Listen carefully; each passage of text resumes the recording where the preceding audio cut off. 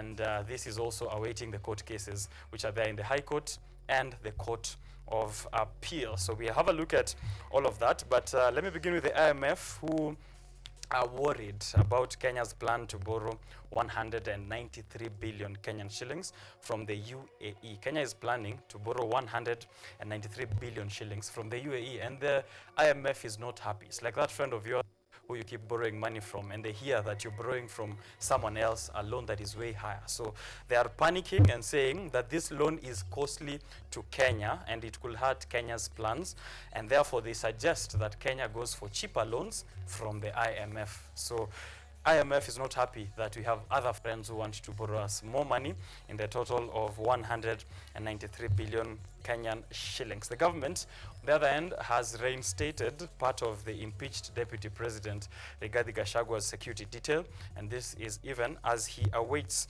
the decision by the Court of Appeal, where he's lodged a case complaining that DCJ Mwilu does not have the authority or the constitutional mandate to constitute a three-judge bench which is supposed to be determining the case of Rigathi Gachagua. So he says that these are powers only allocated to the CJ, who is Martha Koome. However, DCJ Mwilu already constituted a bench, and that is on pause until the Court of Appeal makes a decision. At the same time, the High Court is also upholding, or has upheld, that decision to put on pause the plans to swear in the DP designate, that is Kithure Kindiki. So both of them are going to wait on court cases. Today, on more court cases, the Supreme Court will be deciding at 4 p.m. whether the Finance Act of 2023 is legal. So remember, we rolled back from the Finance Act, or the Finance Bill of 2024, and we're currently operating with the Finance Act of 2023. That, however, is still in the Supreme Court awaiting decisions, and this will be done today at 4 p.m. So the housing levy that you're getting deductions on, that 1.5% on your housing or on your monthly payslip, that is going to be affected today, depending whether the Supreme Court throws out the Finance Bill or the Finance Act of 2023, and then we have to roll back to the Finance Act of 2022. So the Supreme Court today at 4 p.m., something that we are eagerly awaiting to have a look at. So those are what is happening in the courts. Make sure that you're waiting on that. KRA, on the other hand, has already started linking its systems with telcos and banks. So pay bill numbers, till numbers, send money, all of those things that you do with your M-Pesa and the things that you do with your SIM card, KRA is going to, or has already started linking its systems with this, and the banks as well, to ensure that they have a look at payment providers, including at the petrol station where you're fueling at.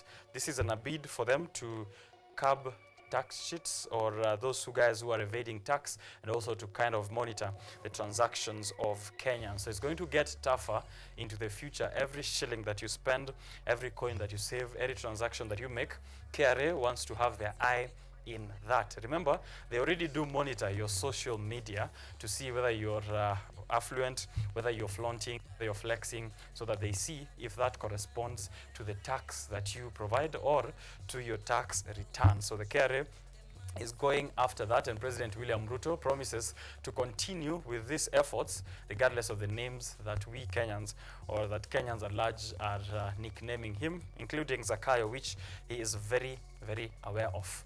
Today, WASU, the University Association of Staff Union, has announced the resumption of lecturers' strike in public universities, and this started midnight of yesterday. The union cites disagreements with the government in terms of the implementation of their return to work formula, which was signed on September 26th. So they signed this a month ago and paused their strike. However, they're returning back to the streets today. So we're expecting a slowdown in major universities across the country and institutions of higher learning. What else is important for us this morning to be aware of? At least 8 Kenya Kwanza projects are currently under scrutiny for conflict of interest. I'm going to be discussing this further later on the newspaper review section with Ojwang Mariam, and as well as Dennis Kimani, the Youth Green Society chairperson.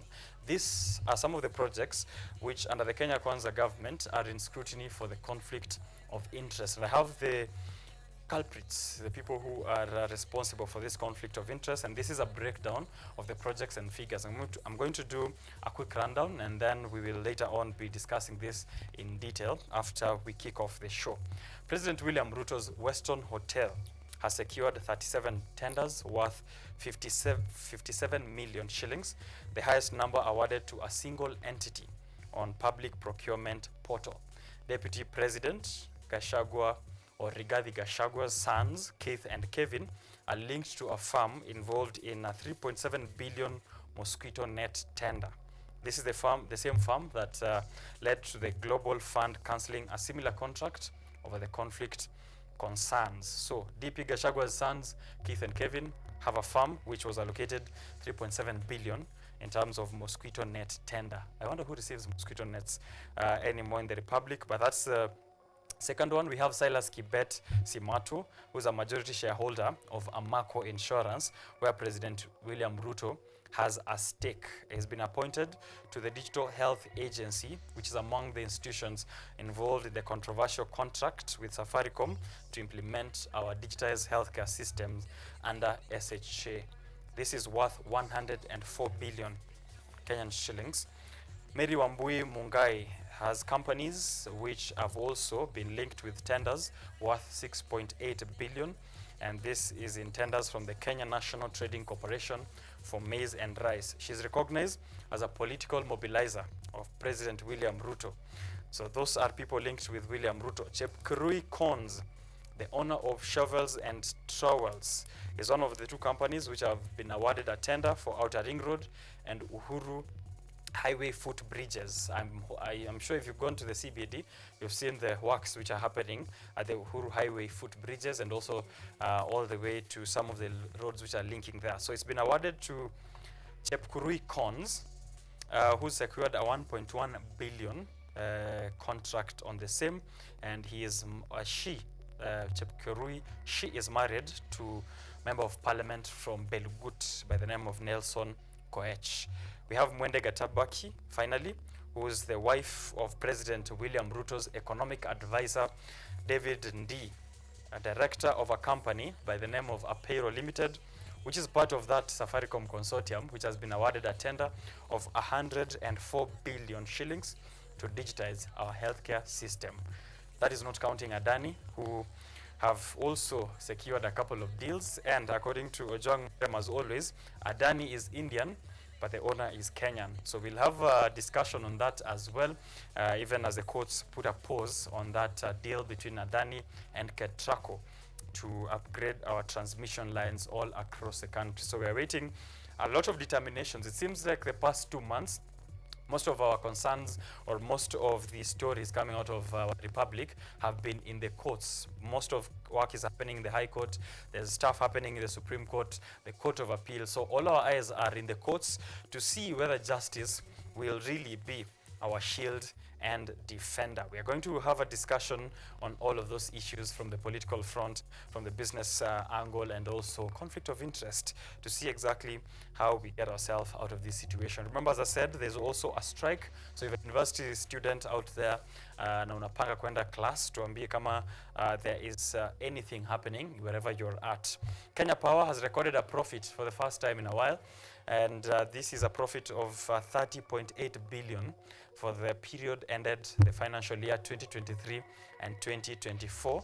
And this is a turnaround from a loss of 2.8 billion in 2022-2023.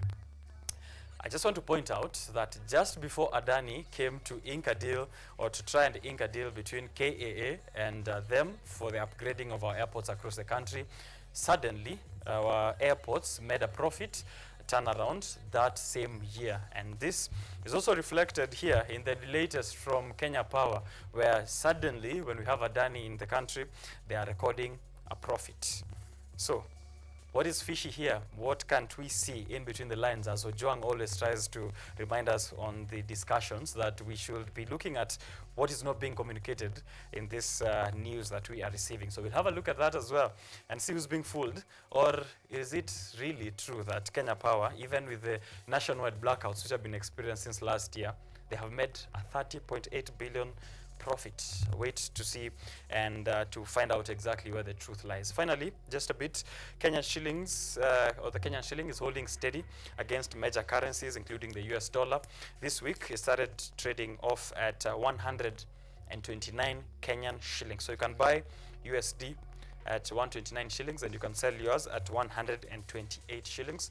The euro is doing its exchange rate at 137, and the British pound is the highest at 170 Kenyan shillings. We'll have a look at other currencies, markets that you should be investing in.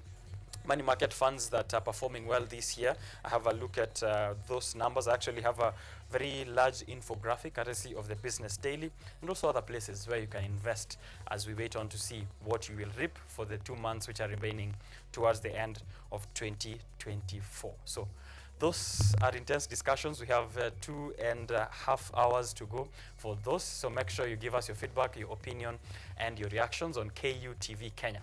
My personal handles are at Richard_OKENYE. Tag me, DM me, use the hashtag Rise Today, hashtag Biashara Tuesday. Welcome. Let's have fun.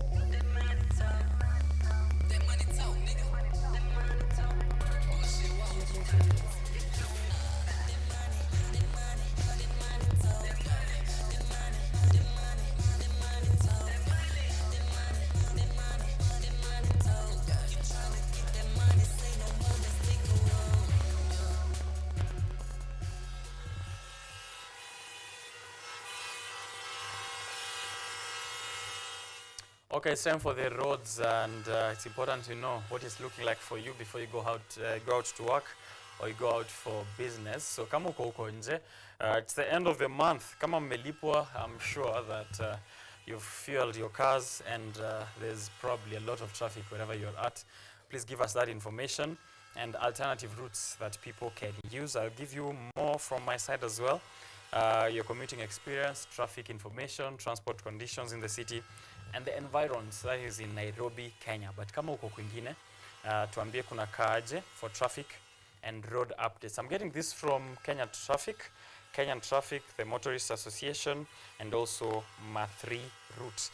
Kenyan Traffic says that in terms of insurance claims, it's important that you have a dash cam on your cars. That is a front and rear dash cams, so that you can capture whatever is happening if you are getting involved in something on the roads with other road users, so that you have a record to show whether in the courts or for insurance. There are people who are crooks and like to do few unscrupulous activities on the road so that they get insurance claims through you. So if you have a front and rear dash cams, this help you with that. Secondly, it helps you with police officers. Kama unakuwa na interaction na askari Kenya hii, unajua kunaendaje. But if you have a dash cam, either on your motorcycle or on your car, this helps you to have a record and to also be confident that that interaction is being recorded. As long as you're on the right side of the law, you would not need to part with your driver's license, aka 100 shillings or 1,000 shillings or whatever it is that you pay. All right, Outer Ring Road accidents alert. Wanatuambia Nairobi bound commuter train from Ruiru is currently snaking its way towards the Mutindwa train station. So kama uko hizo maeneo, make sure una karibia usaidike. Outer Ring Road, 13-kilometer stretch that is deadly between Donholm and Dandora roundabout. Watu Outer Ring Road, msikuwe na worry. President has ensured that his friends have gotten tenders to fix that for you. So Outer Ring Road is also part of those tenders which are under the conflict of interest.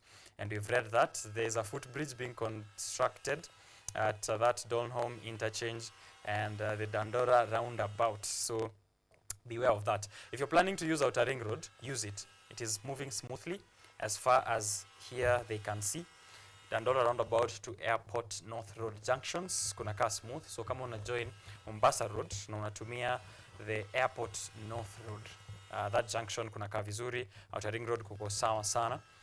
Pia unaweza tumia. There's a billboard which has been taken down here, and it's at the Mutindo train station, and they've left a rubble hapo chini. So wanauliza, whoever's responsible, can you finish the work that you started over there? So wale watu ambao wali pull down the billboard on those sides. Information that you should have your car doors closed and windows rolled up, especially when you are driving around in Nairobi. Have your car doors closed and your windows rolled up, especially while driving around in Nairobi. You could just loan your valuables to another Kenyan unwillingly. In short, you might get stolen from. So you might loan your valuables to another Kenyan unwillingly if you don't close your windows, or you don't have your windows, if you don't close your car doors and don't have your windows rolled up, especially in traffic this morning. Ensure that your windows are rolled up and your doors are closed. Na kama uko kwa matatu, wachana kutumia simu karibu na dirisha, utajuta.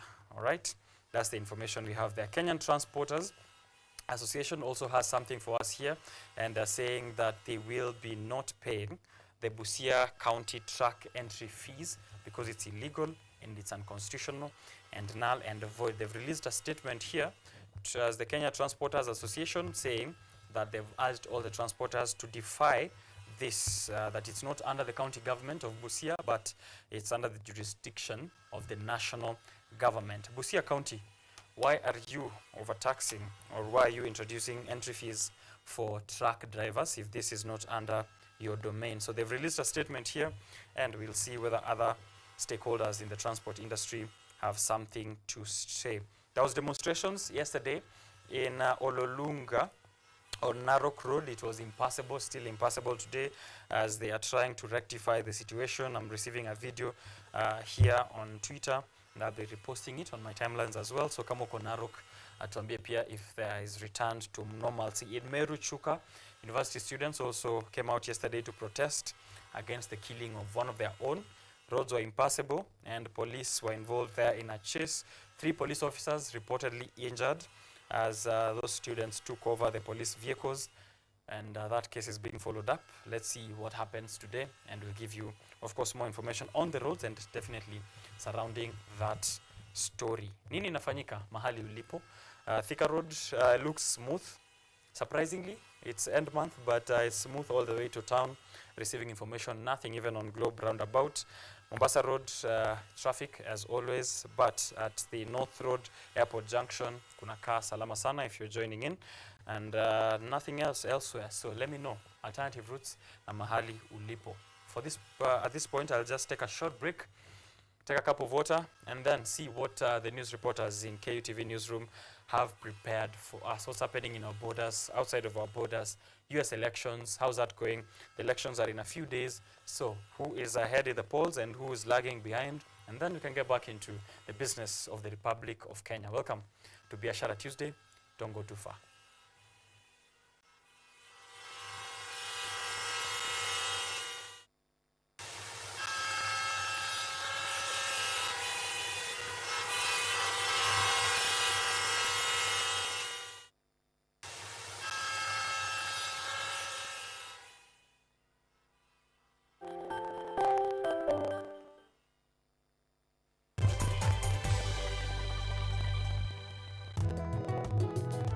Katika maisha yetu ya leo, wakulima na jamii nyingi kwa ujumla wanakumbatia teknolojia mbalimbali na kilimo hai ili kuondoa magonjwa sugu na kuongeza usalama na utoshelevu wa chakula.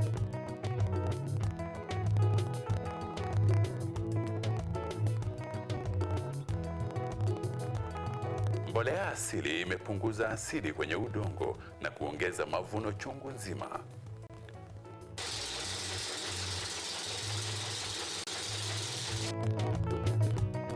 Wajua tuko shambani, na humu shambani pia kuna ng'ombe, kuna kuku, na wanaacha uchafu wao. Na huo uchafu si wa kutupwa, ni wa kutumika katika kilimo kama mbolea, kwa sababu mimea hii imekuwa kutumia mbolea ya hawa wanyama. Wakulima mbalimbali wamekumbatia teknolojia ili kuokoa gharama ya ukulima na kutumia nafasi zilizopo katika mashamba yao.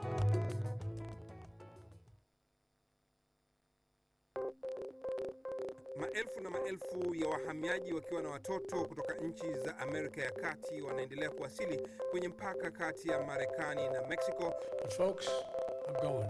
Thank you very, very much. I appreciate it. Thank you. Ni habari kutoka pembe zote duniani.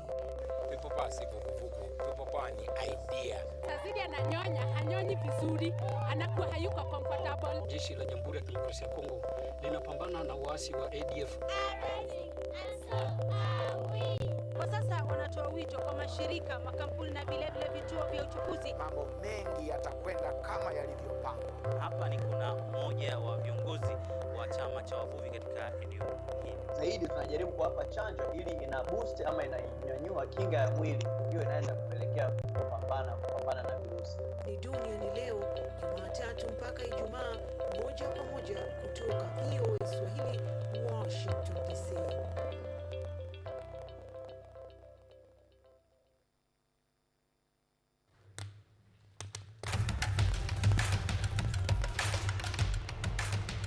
Access to knowledge, solution to unanswered questions.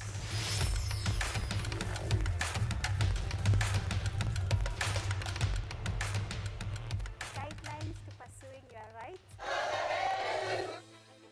and repossessing your property, intellectual or material. This and more only on Law Matters.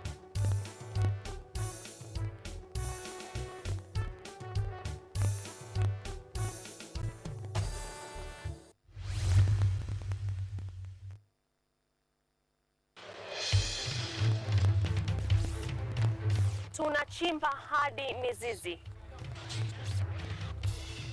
kukuletea yanayojiri. So mimi naomba tu serikali yetu ya Mungu, jibarikiwe na Mungu, iweze kuteremsha bei ya mafuta Yanayokukumba tuna maizi, tunakutetea sisiri. Kwa kweli ni speciali tukikupambia makala ya mwanamke mwake. Utasema hupendi mizizi ya habari. Nami Caroline.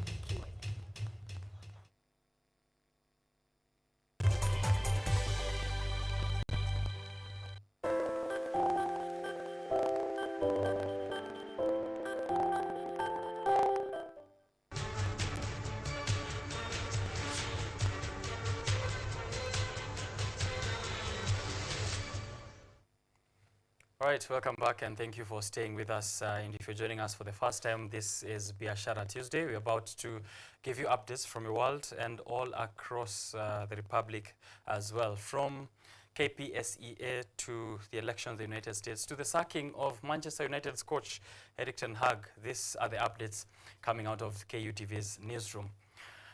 Yesterday marked the beginning of KPSEA, the start of the Kenya Primary Secondary Education Assessment for over 1.3 million grade 6 students across the country.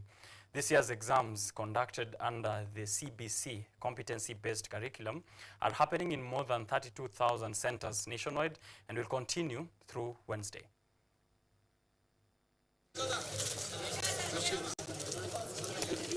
The Kenya Primary School Education Assessment KPSEA officially kicked off today with 1,303,913 grade 6 students in examination centers across the nation. This marks the third year of assessments under the competency-based curriculum, which aims to test students' practical knowledge and skills across subjects. Earlier this morning, Education Cabinet Secretary Julius Sogamba was on site at the Kenya National Examination Council's container in Westlands to oversee the distribution of the Day 1 exam papers. Kirinyaga County Commissioner Hussein Alaso, who supervised exam distribution in Kianyaga area and Gishugu constituency, assured the public that comprehensive security measures are in place and that all efforts are focused on ensuring a credible assessment process. Necessary security arrangements have been made and exams are secure All arrangements are set. We have no doubt that this is going to be a successful exercise. We are working together with all agencies to make sure that the exams are delivered and they are credible as the government has planned. We no longer have special, we have what we call CLARE.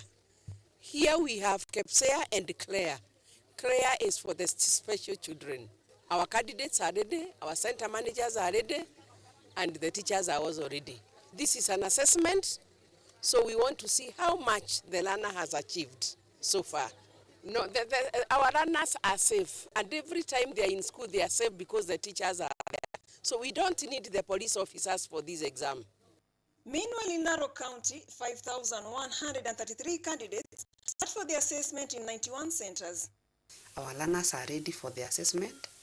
We have prepared them well. They are used to the assessment they've been doing. It's not the first time they are doing this assessment. The new system, to me, I want to say it's a good system, and especially because it's about skills. So even learners that used to be discouraged and they decided to drop out of school because they were not performing well, they are enjoying the system so much.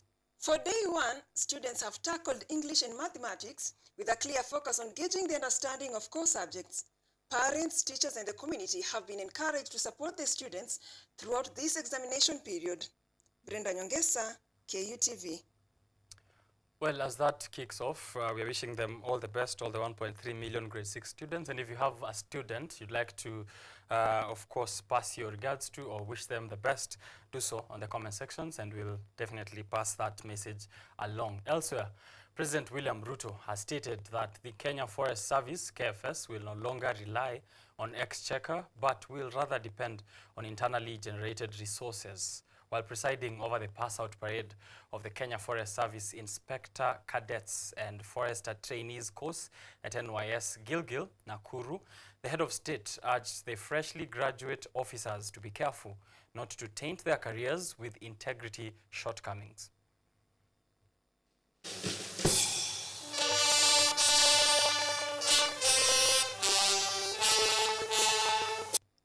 While presiding over the pass-out parade of the Kenya Forest Service Inspector Cadets and Forester Trainees course at NYS Gilgil Nakuru, which saw 569 new forest guardians graduate, 465 forester trainees, and 102 inspector cadets, President William Ruto has announced that the Kenya Forest Service will fully depend on internally generated resources starting next year.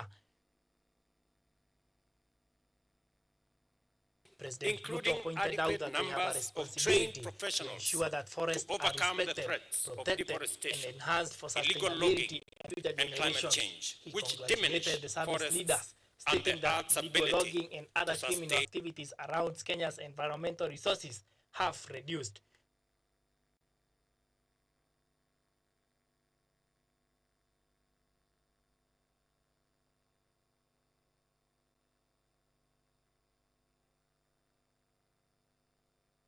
That our Kenya Forest Service has faced in the past is that of laxity, incompetence, and integrity. I want to ask you, in this very important graduation ceremony, in the presence of your parents and families, do not allow your career to be tainted with integrity issues or laxity or incompetence. President Ruto noted that last year, the government hired the highest number of KFS officers since independence, being 2,600. He urged the freshly graduate officers to be careful not to taint their careers with integrity issues, stating that laxity, competence, and integrity issues have been a big hindrance to the growth of the service in the previous year. The new Forest Guardians graduate, Forester Trainees, and Inspector Cadets are now ready to embark on their new journey. Dennis Munyi, KUTV. All right, that's happening over at KFS. Again, congratulations to all of those who graduated there, and also really to ensure they do not taint their careers with integrity shortcomings. Very interesting, coming from President William Ruto, speaking of integrity issues. All right. Elsewhere, a group of armed robbers caused fear and chaos in the village of Mundeku, Butere constituency in Kakamega County. This is after killing 3 people and injuring others. As Rukia Hussein now reports, the robbers were said to have used illegal weapons. Police say investigations are underway to root out the criminals.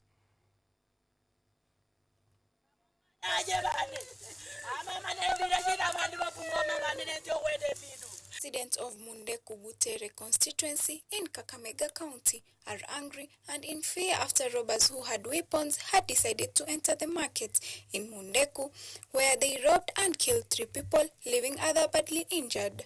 They then went to the shops where the robbers were hiding and tried to force them out.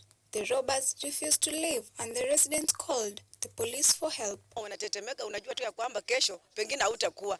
Juu ukitaja tu mtu ati pengine tunaanza kushusha kwamba ni wewe umekuwa na haya maneno. Kidogo wanakuambia wewe ndio utakuwa next. Sasa tumekuwa watu waoga. Hata jana tumeshangaa ya kwamba huyu kijana alikuwa hapa ndani. Na kijana mchangamfu tu, hana maneno na mtu, lakini wakati wanaingia mahali wanamaliza mtu yeyote ambaye wanapata mbele. Security haiko huku tu kabisa. Hata maduka sasa kila mtu ameogopa. Ukiambia hata soja akuja hapa, kila mtu anaogopa. Kwa sababu soja akikuja, nuru zikianza, wanaanza na hao watu. Watu wameogopa, kila mtu ameogopa hata kuja hapa kufanya kazi. Tunaajiri leo soja, kesho mtu anaogopa kwa sababu wakikuja hao ndio wanavamiwa. Tumekuwa na uoga sana, mtu saidie kwa sababu sisi hatuna njia nyingine na biashara ndio inatuboost. The residents complained that the police were slow and not doing enough to help. They demanded that the current police officers in the area to be removed and that immediate action should be taken to improve security. Sisi tulikuwa tukilala tukasikia simu ikinini, wakatuambia ati uwezi. Sasa bwananga akatoka na mtoto wakakuja hivi kuangalia. Sasa wakakaa hapo kwa barabara kidogo, nasikia wanakimbia. Nikikataza mtoto wachana kwenda, akasema baba ameenda, namfuata tu twende tuone wezi. Na watu walikuwa wakisema ati ni watu tu wawili, wezi wawili tumeshika, kumbe walikuwa hao wezi. Vile mtoto wangu alifika ndiye alikuwa wa kwanza, ndio alimkata shoka akaanguka. Sasa babake kwenda kumtetea, yeye pia akakatwa mdomo, akakatwa na mkono, akaanza mbio. Sasa kuanza hivyo mbio ndiye akaenda hapo. Sasa ndio hao wakaingia wenye wamekatwa pia walikuwa nasikia wezi wako. Vile wale waliingia wakafika hapo ndio pia walianza kuwakata mpaka sasa akaanguka. Sikujua nimechua ati ni bwana yangu. Nilikuwa nafikiri ni wezi wenye walikuwa wameiba vitu. Sasa vile mimi nilikuwa natoka hapo nakimbia nafika hapo, tena wezi wengine wakanifuata mbio kabisa. Nikaingia kwa nyumba. Kukaa kwa nyumba tena nikatoka. Nikakimbia nikaenda hapo kwa keti. Nakuta wengine wamelala hapo kwa mahindi hapo. Sasa tena nikafika hapa. Basi huko nikasikia nduru. Hapo anaka ameshakufa. Bwana ameshakufa. Nikafanya nini? Nikateremka huko chini. Nikakuta bwana anga amekufa. Walikuwa watu 3. Amekufa. Walikata kichwa. Ameanguka huko. They are now asking the government to take action to stop the robbers and make the village safe again. However, the police have promised to investigate the matter and take the actions. Jamaa wanasema wengine ndio hawa. Kidogo wako chini. Sasa hawa jamaa wanaanza kunifuata. Mmoja alitoka huko, walikuwa 3, mmoja alinifikia. Nilikuwa na panga saa hiyo, ananiambia weka chini panga yako. Niliweka. Namwambia sasa bwana, unataka kunibuia nini? Sisi si mwizi. Sisi na abko. Kwa nini uniue hivi bwana? Sasa ananiambia weka chini panga. Niliweka chini panga. Kumaliza kuweka hiyo chini panga, alichapa na shoka kwa kichwa. Aliambia wenzake hawa, wewe tushamalizana naye, twende tumalizie wenye walianguka chini pale. Sasa nianza kusikia kisungu. Sasa nilitembea nilishindwa kutembea. Nilianza tu kutamba. Walikuwa tuna mashoka na mapanga. Walikuwa watu wengi, sasa watu kama. The residents are still concerned and want the government to act quickly to ensure peace and safety in the village. Rukia Hussein, KUTV. Well, quite sad scenes there coming out of Kakamega, and we're hoping that security agencies are going to react faster than what we are used to. Those are tragic killings, of course, from the areas of Butere constituency in Kakamega County. Now, back home in Kenyatta University yesterday, the Kenyatta University faculty was full of joy and excitement as they officially launched the 31st edition of Culture Week festivals at the university's Bishop Square grounds. Students celebrating the diverse cultures in the country and across our borders showcased their talents and are expected to proceed with these exhibitions for the rest of the week. This highlights, or the highlights being a comedy night show at Kenyatta University's amphitheater, graced by Kerezi Kena. The long-awaited Cultural Week is finally here as thousands of students from diverse cultures showed up at the official opening ceremony at the Bishop Square grounds, which was presided over by the Deputy Vice-Chancellor, Research, Outreach and Innovation, Professor Caroline Thurua, representing the Vice-Chancellor, Professor Washeke Wanjohi. According to her, KU Culture Week has attracted thousands of performers and audiences, not only from within Kenya and Africa, but throughout the world from its establishment more than 3 decades ago. It is from such festivals that the university has been able to identify key talents and nurture them to their full potential. Professor Thurua was delighted that KU has retained the National Music Championships for 15 years consecutively and reminded the students of how cultural values uphold moral uprightness, social responsibility, and empathy towards the needy. Engaging in activities that promote these values will definitely make us responsible citizens capable of sustaining our institutions and nation at large. The Deputy Vice-Chancellor for Academics, Professor James B., was excited to celebrate the Cultural Week and reminded the students of how culture enhances quality of life and increases well-being for both individuals and communities. We have seen the much that can be achieved, the many talents within our students, and the much that can be learned in such a function like this one. The chief guest during the opening ceremony was the CEO for Energy Radio, Mr. Kelvin Muley, who advised the students on social media management as it may affect them in the near future. The digital age offers us immense possibilities to connect and connect differently. We have all kinds of social media that we can use, but we must be very careful.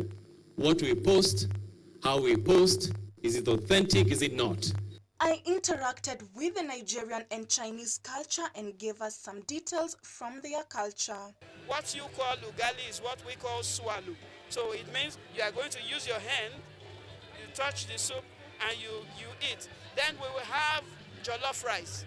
Jollof rice we made with a bit of pepper, tomatoes, onions, green peas and carrots. We use the Chinese brush and Chinese ink to write very beautiful and very traditional Chinese characters.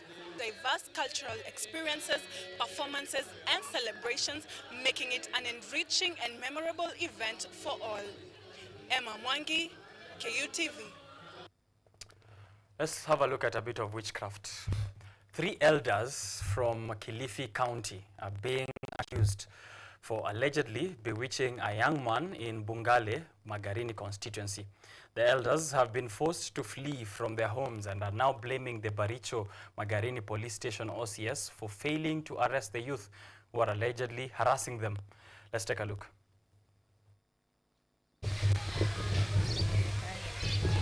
54-year-old Robert Ngolo, his neighbor Johnson Safari, and village elder Daniel Kalama are under threat from a gang of youths from Bungala area, Magarini constituency. The 3 are accused of bewitching a young man in the area, claims which they have denied. Nikaona vijana wengine wamenizingira hivi tu. Wakasema twende kule. Tena twende tayari. Sasa mimi niliwafuata kwa sababu niliogopa kwa vile walivyokuwa. The elders have been forced to go into hiding after being threatened by the youths who frequently throw stones at the home of Elder Ngolo, the man suspect in the witchcraft saga. The same fate has befallen Johnson Safari, the father of the deceased young man, who is also suspected of collaborating with Robert Ngolo to cast a spell that led to his son's death. Wale wa marafiki zake wakaanza kunigeukia mimi, wanasema sasa mimi pia ninahusika katika huo uchawi. Sasa ilikuwa shida mpaka mazishi yenyewe tuliyafanya kwa hali ya taharuki, mpaka kufikia saa hii bado ninatatizika. Ripoti tulipeleka polisi, lakini polisi hawajachukua hatua. The troubles of Daniel Kalama, a village head in Bungale, began the moment he stood to defend the two elders accused of witchcraft. Kwanza haswa huyo anayesimamia hicho kituo, manake huyo ndo amekoroga haya mambo yote. Kila kitu kifanyiki. Wewe ushadhulumika, uende pale, ukifika pale baadaye sasa yeye akusaidie, yeye mara nyingi huwa ule upande wa wahalifu. The elders are now blaming the Baricho Police Post OCS, accusing him of failing to arrest the gang of youths tormenting them, and are calling upon the government to come to their rescue. Anyango Sylvia, KUTV. Now, the Seed of Hope Family Church, through its rehabilitation center, the Fathers, pioneers an initiative aimed at reintegrating recovering alcohol and drug addicts into society. In a bid to promote smooth transition, the initiative gave recovering addicts farm inputs such as goats and beehives to start up. Let's have a look at it.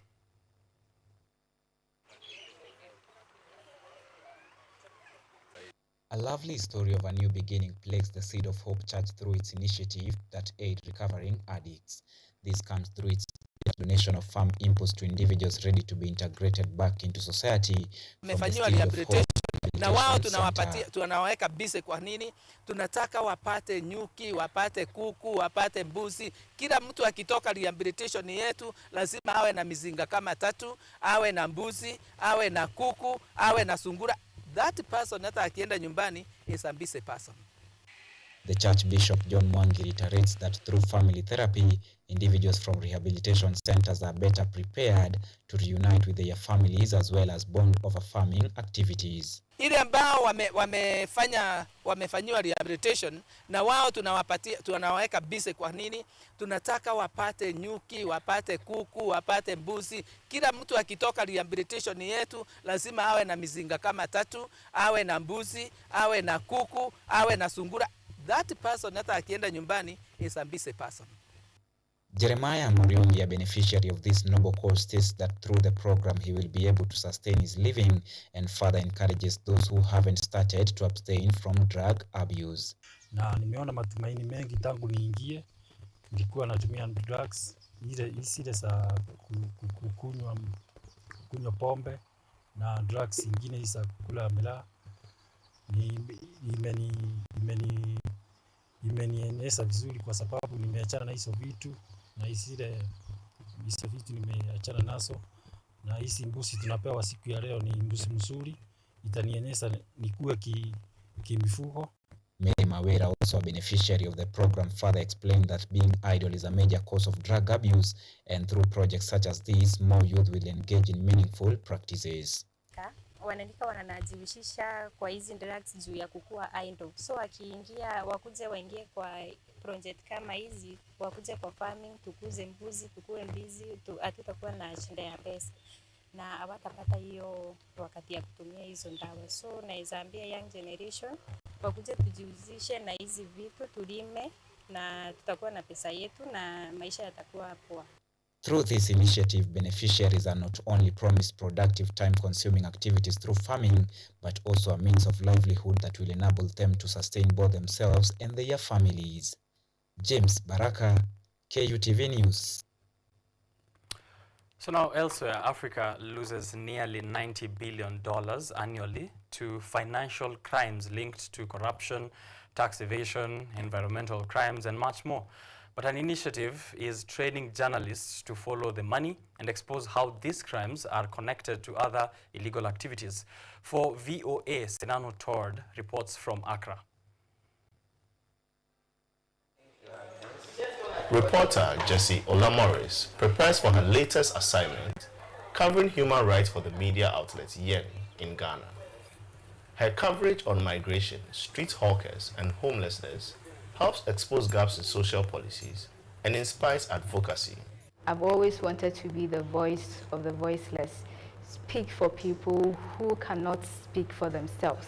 That drive expanded when Olamorris joined the training program that introduced her to how cartels, politicians, and businesses move money from illegal activities across borders. Evading taxes, human trafficking, money laundering, and all of these were issues that were everyday issues. Sometimes you see them and then you just take them as normal things, but they were really things that were hurting the country. The United Nations estimates Africa loses 88.6 billion a year, or 3.7% of Africa's combined GDP, to the cross-border movement of money linked to illegal activities. These illicit financial flows, or IFFs, come from a range of sources including illegal extraction of resources such as gold, cocoa, timber, and fisheries. IFF expert Bishop Akogo says cartels create ecosystems that fund terrorism, nature crimes, and human rights violations. They largely would use intimidation, violence, and others to acquire the items. They use, for example, they would child labor to produce some of the items that they can then ship to other places. They also use bribery and corruption to corrupt the system. To expose these illicit practices, the Media Foundation for West Africa and the Thomson Reuters Foundation created a training program for journalists. The assignment to follow the money. The program teaches investigative reporting, fact-checking, and how to analyze company records and statements. The areas of covering illicit financial flows is an area where you are dealing with the wealthy and powerful, and therefore it is important that we will equip you with both the skills and the resilience to be able to cover that subject. The project has trained about 40 investigative journalists over 2 years. In that time, they have made headlines by uncovering irregularities in government scholarship programs and tax waiver policies. Reporter Jessie Olamorris says with her training, she is investigating possible connections between human traffickers and unauthorized foreign currency traders bringing cash across the border. Nobody checks the source of the money at the borders because they are unapproved routes. So if it's involving human trafficking or any of these illegal activities, nobody knows. She hopes following the money will help bring criminals to justice. Sana Anutot for VOA News, Accra. Let's move across the borders to the United States, where former U.S. President Donald Trump, who is running for re-election, has been called a fascist and described as unfit to serve by several of his former top aides. But Trump's vice presidential pick, J.D. Vance, on Sunday rejected these accusations. John Kelly served as White House Chief of Staff for former President Donald Trump from 2017 to 2019. In a recent interview with the New York Times, the retired four-star Marine general was asked if Trump was a fascist and replied, quoting here, "He's certainly an authoritarian, admires people who are dictators. He has said that. So he certainly falls into the general definition of fascist, for sure." Trump reacted to the accusations on his Truth social media platform, writing, among other things, "John Kelly is a lowlife and a bad general whose advice in the White House I no longer sought, and told him to move on." On Sunday, Republican Vice Presidential nominee J.D. Vance commented on remarks by Kelly and former chairman of the Joint Chiefs of Staff, Mark Milley, that Trump is a fascist. People who worked most closely with him, most of them are supporting this ticket. Mark Milley and John Kelly are both disgruntled former employees. 13 former Trump aides, however, released an open letter on Friday backing John Kelly's remarks and warning the Republican presidential nominee is, quote, unfit to serve. Republican Senator Lindsey Graham strongly disagrees.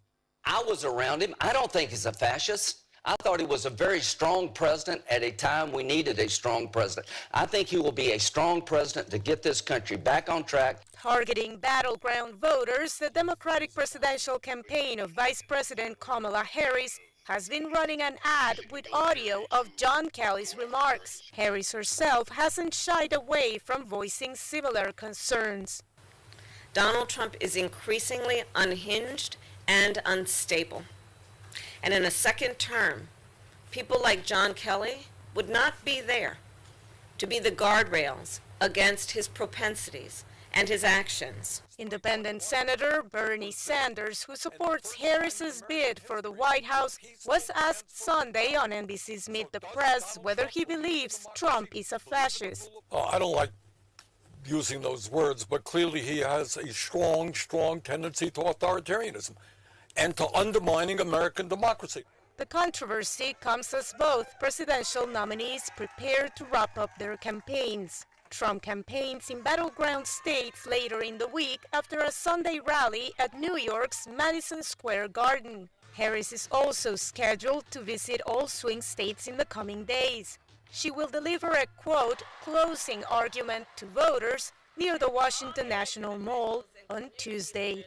Verónica Valderas Iglesias, VOA News.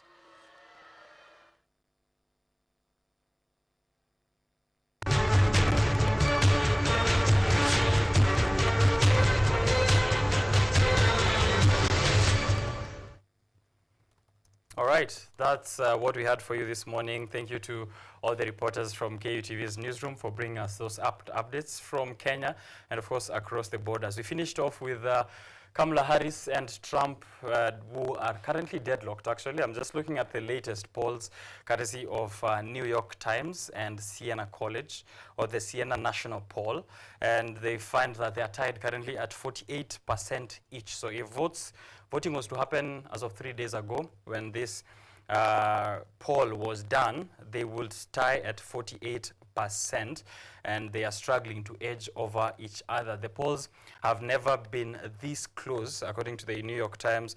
The electorate has rarely seemed so evenly divided. This is the first time, and they're waiting to see, even as elections continue, actually, in that part of the world, the electorates are sending in their votes. And the major presidential election day is November 5th, which is next week on midweek, yeah? So we'll be following through with that and see by the time we come back here what the polls are looking like. And it will happen on a Tuesday, yes. So Biashara Tuesday is going to be lively on the day of the polls. Away from that election story, Erik ten Hag has been sacked by Manchester United after 2.5 years. And this is the first manager who's taken Manchester United to the 14th in the Premier League.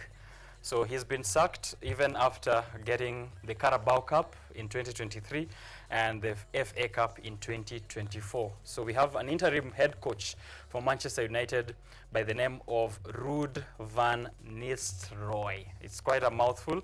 I'm hoping that's how it's pronounced, but if it's not, that's the man who's taken the job over to help Manchester United's new co-owners, Ineos, to get Manchester United back into track. So will they? Let's see how they perform against Chelsea this coming weekend. But those are the updates we have. Let us know what your reactions are like, what news we missed from your world. Kama neighbor wako wako na news, tutumie pia on the comment sections. We can read that out for you. But I'll take a break, and then I'll be back with more business information from the stock markets, from NSE, from the exchange rate. The newspaper review with Ojwang Mariam and Dennis Kimani is also coming up. So prepare your papers, the dailies. Have a look at what is happening. I saw the Taifa Leo has a very interesting headline, which is Chenga Chenga za Gachagua. If I they got that right. And there's also information from the Business Daily, the Daily Nation, about a few corruption cases and Gachagwa's case. So look out for that. I'll be back in a short while. This is still Biashara Tuesday.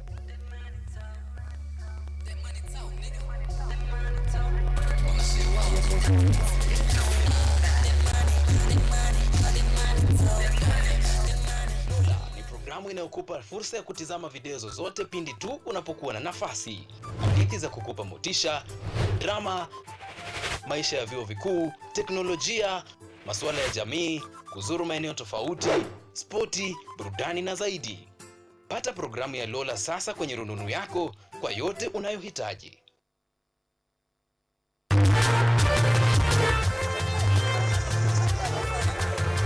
Ni nguzo na uso wa jamii.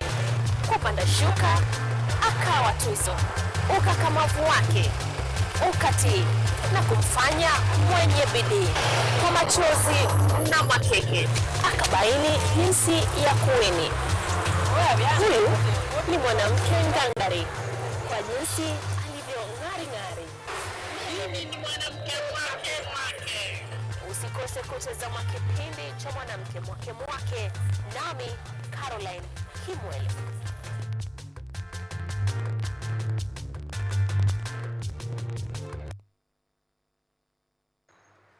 They are powerful and influential. They make decisions in politics, education, finance, agriculture, health, sports, and all aspects of human life. But the impact of their decisions falls on you, the common citizen. KUTV Primetime News Thursday. We ask bold questions and pursue answers to the core to bring you closer to the story. We couldn't have it any other way. Join me, Auma Evans, as I raise matters of social concern to raise your voice from the background to the foreground.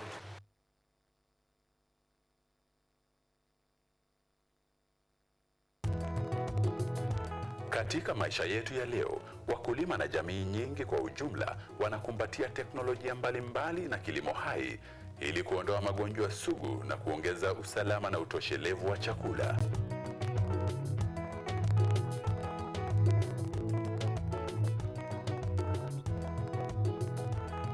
Mbolea asili imepunguza asidi kwenye udongo na kuongeza mavuno chungu nzima.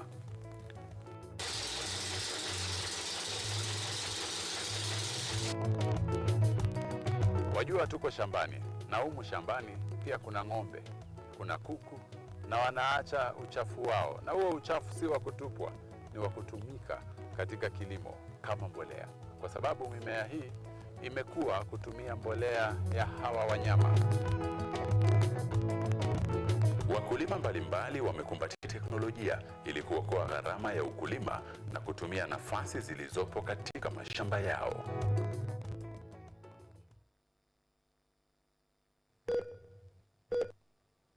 Are you healthy, or rather, do you maintain a healthy lifestyle? According to WHO, health is regarded as a state of complete physical, mental, and social well-being, and not merely the absence of disease. Welcome to Focus on Health, a show on all matters health, wellness, and lifestyle.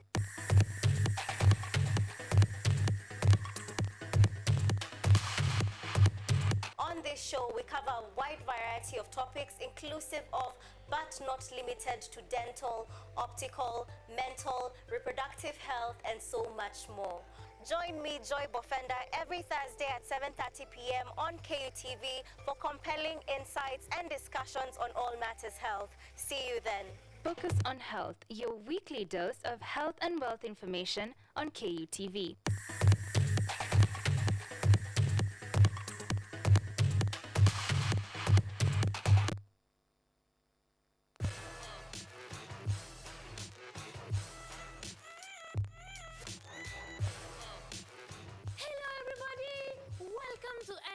Where we ask the coolest questions in science. Let's go! Is yogurt really just rotten milk? Why do humans need sharks to survive? How did a 12-year-old boy from Africa invent modern vanilla farming? How do you deliver medicine to a chimpanzee? Can poop be useful? How can you save the planet by reducing air pollution? To help us answer these questions, we are inviting some wonderful guests from the world of science. They will enlighten you, make you hungry for knowledge, oxygenate your brain, and make your ideas flow. This is Engine Season 3. Let's go!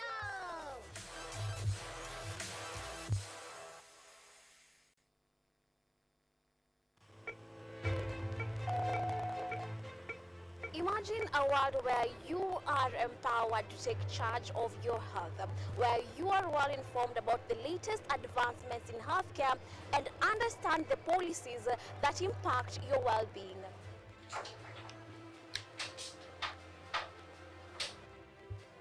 Get ready to take charge of matters your health as we bring you a blend of weekly health features that engage professionals from across various medical fields. When do you decide as a patient, do I need to go see the doctor? We are at a stage where we are seeing all this manner of chronic illnesses, and we wait until we get a disease, and then is when we go ahead. From the most mundane to the complexities that perhaps seem overwhelming, we got you covered. In terms of the factors that might be attributed, there are hereditary factors that could be, that means it could be genetic, so that's one factor. But there are other factors as well, like nutritional deficiencies. So some vitamins, such as folate, have been identified to be a factor in those. So our mission is to break down intricate health topics into understandable and actionable insights. Join me, Yvonne Kimuma, every Wednesday 9 p.m. on KUTV's News at 9, where your health is our priority.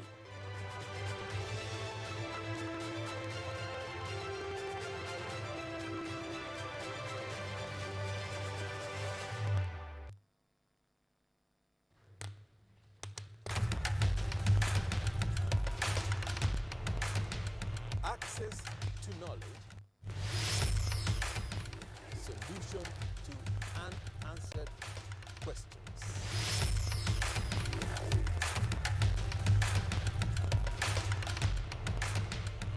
Guidelines to pursuing your rights and repossessing your property, intellectual or material. This and more, only on Law Matters.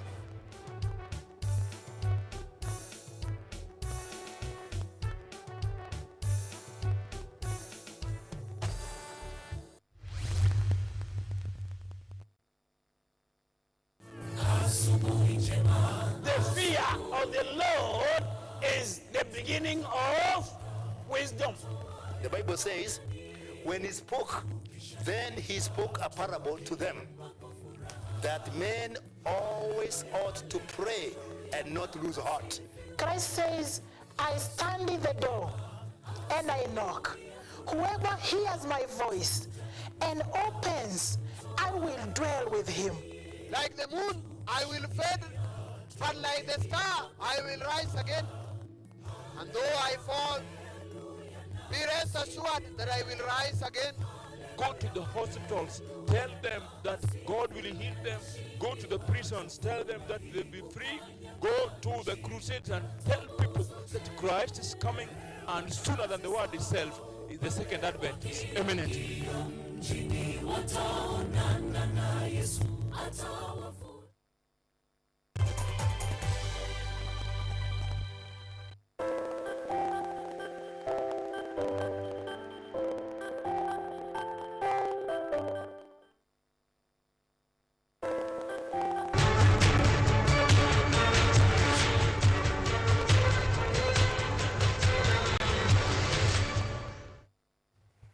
All right.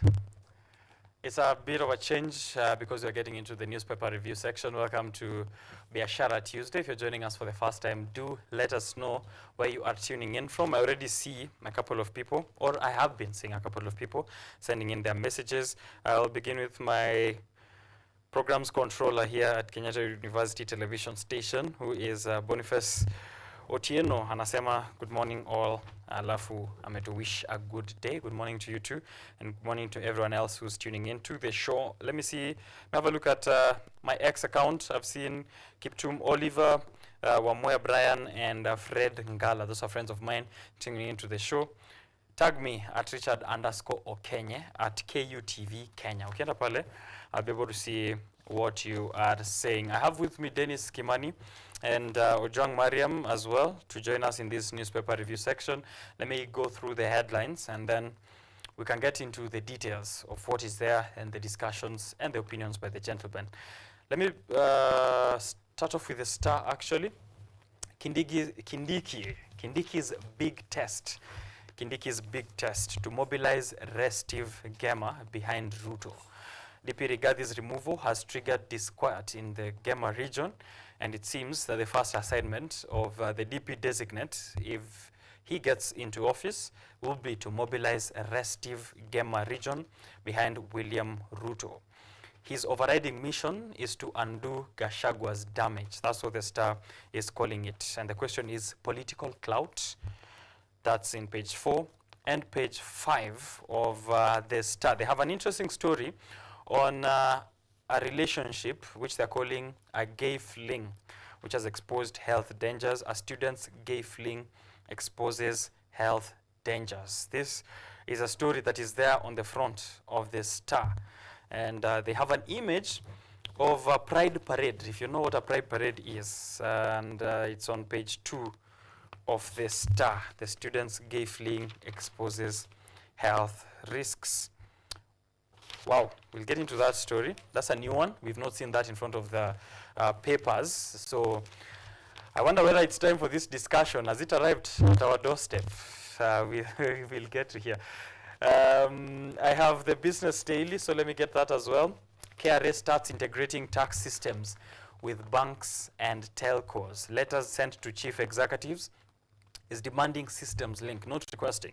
It's demanding system links. The Kenya Revenue Authority has started integrating its systems with banks and money remittance firms and payment services providers like M-Pesa in a fresh effort to weed out tax evaders and to boost revenue by billions of shillings. KRA starts integrating tax systems with banks and telcos. You can see a picture of the KRA commissioner, that is General Humphrey Watanga, who is also the same man behind the social media monitoring of Kenyans to ensure that they see what you're displaying in terms of wealth and destinations for vacation and whatnot, to see whether you're a tax cheat.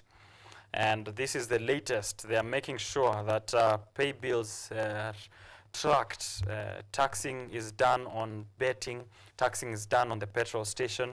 And to see what you're getting in terms of commissions, consultancy amounts, royalties, anything you're receiving in your M-Pesa, any transactions you're making, KRA is linking in systems. No one, these people who are involved in the transactions, have they paid their taxes, their fair share or not? The Daily Nation, the headline is how police use phones to track and capture suspects.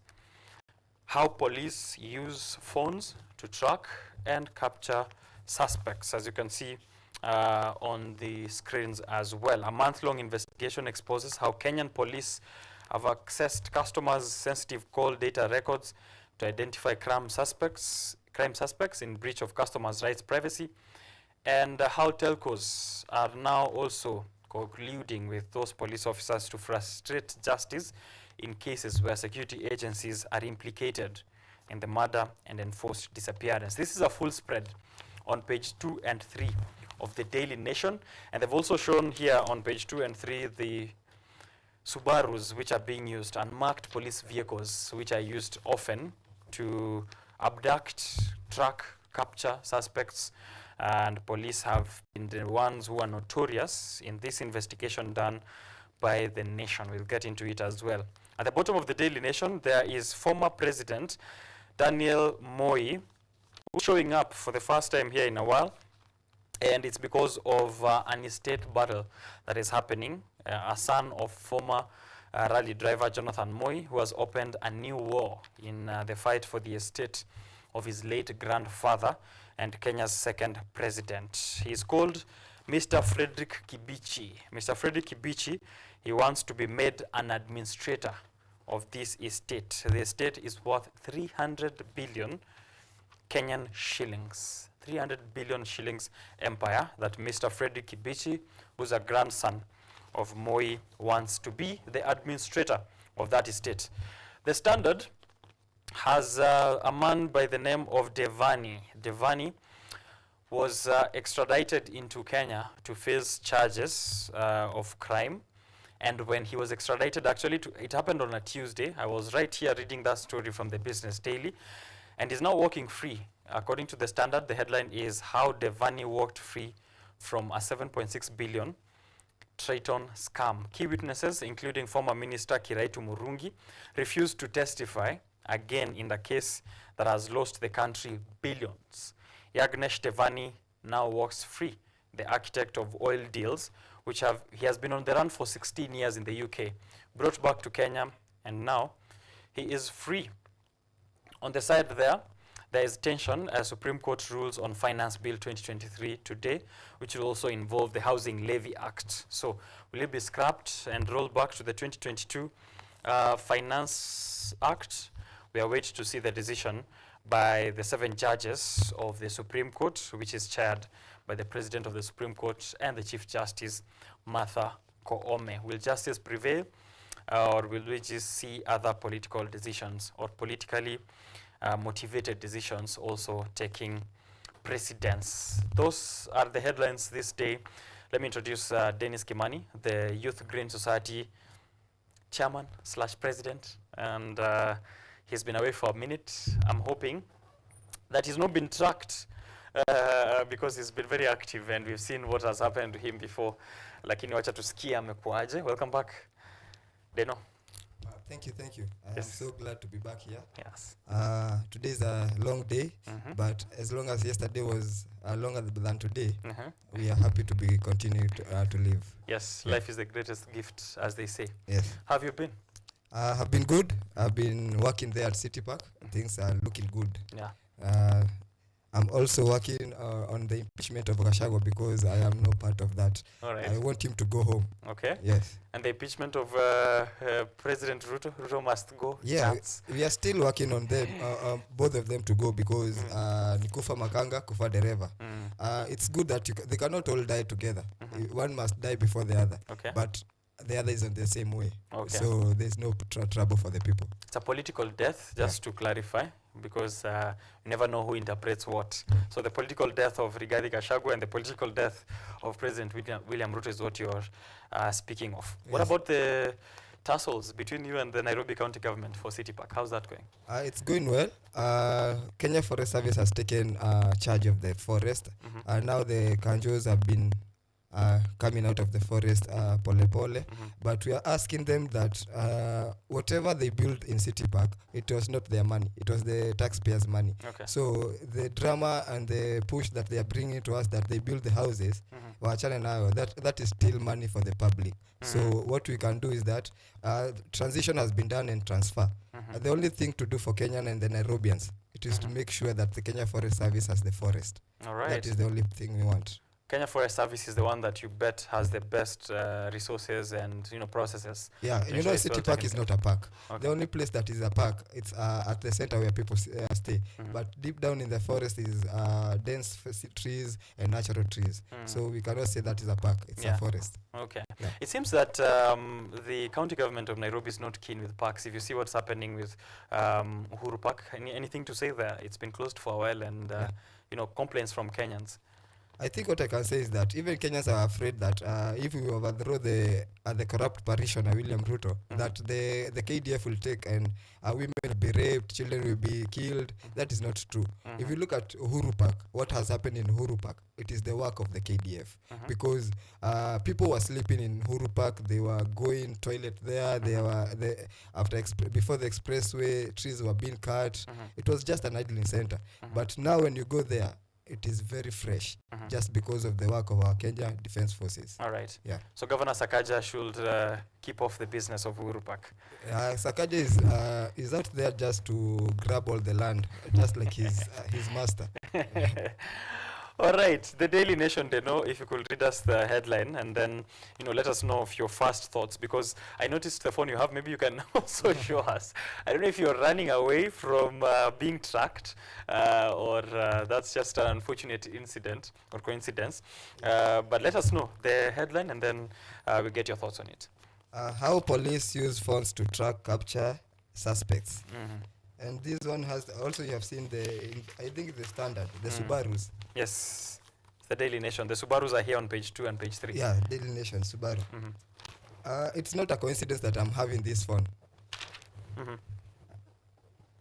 It's not a coincidence. Yes. My Twitter, my X account was just blocked the other day. Even now, when you try to, all the features are blocked. Yeah. Because of trying to fight for Kenya.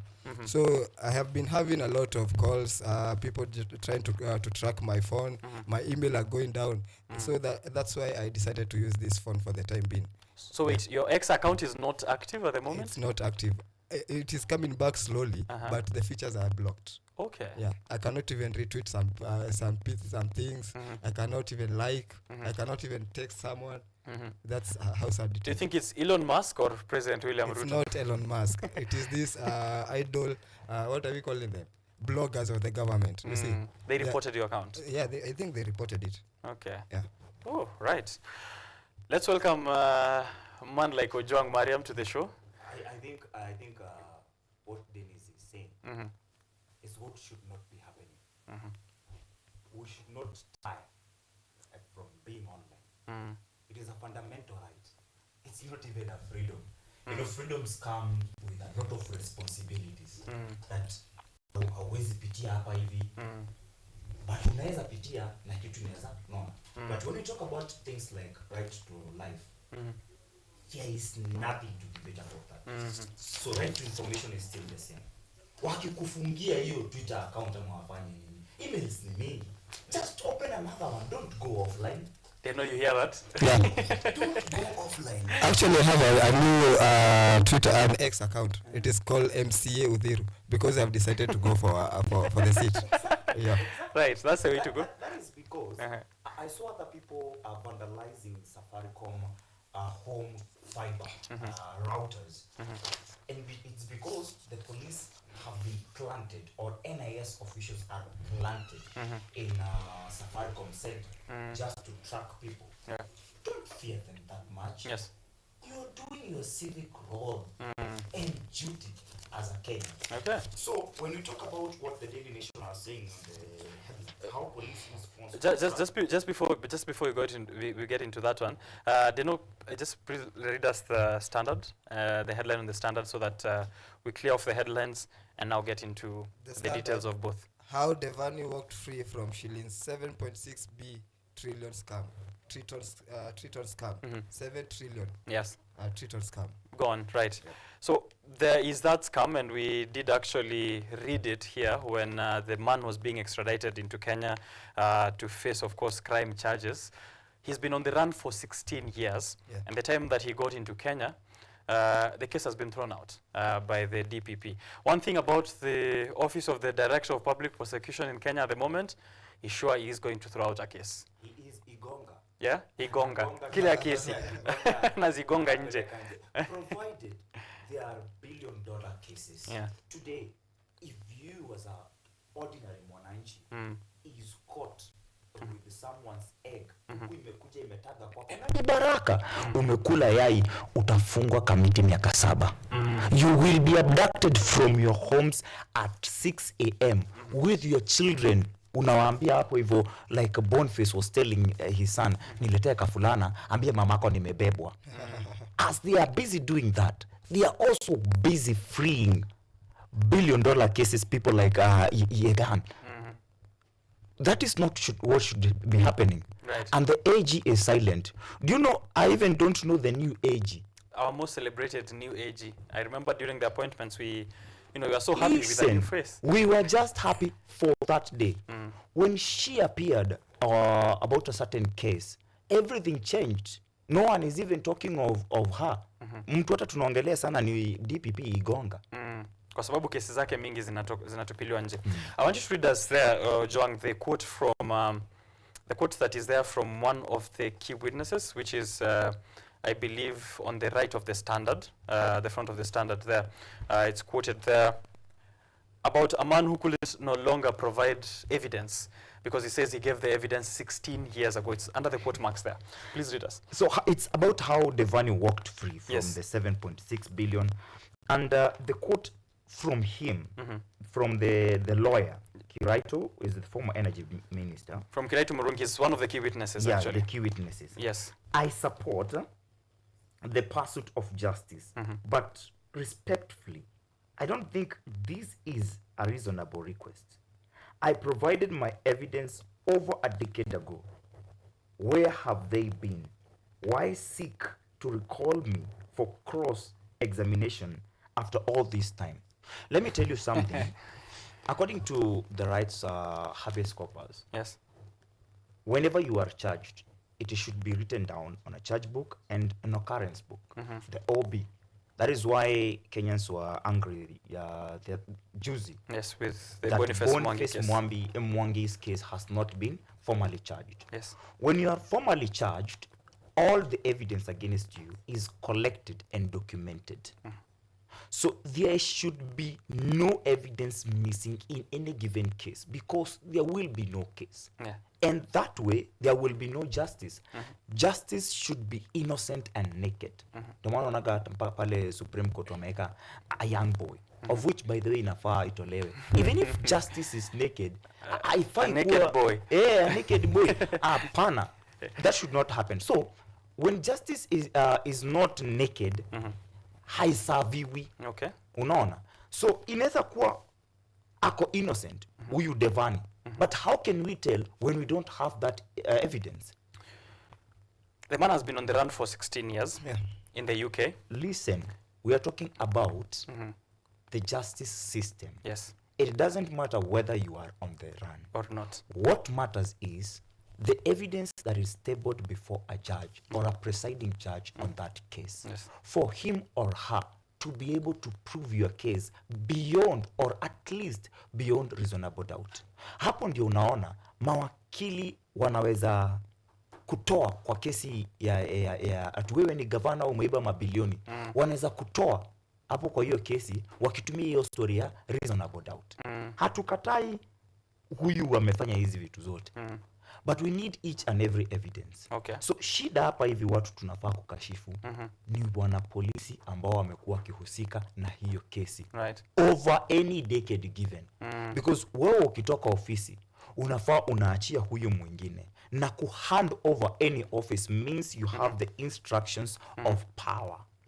Kila kitu, kila record iko hapo. Evidence haifai kupotea. Okay. Whether we are talking about Devani or anyone else or Kiraito Murungi himself. They know. When I saw this case, my first thought was he was actually not extradited to Kenya.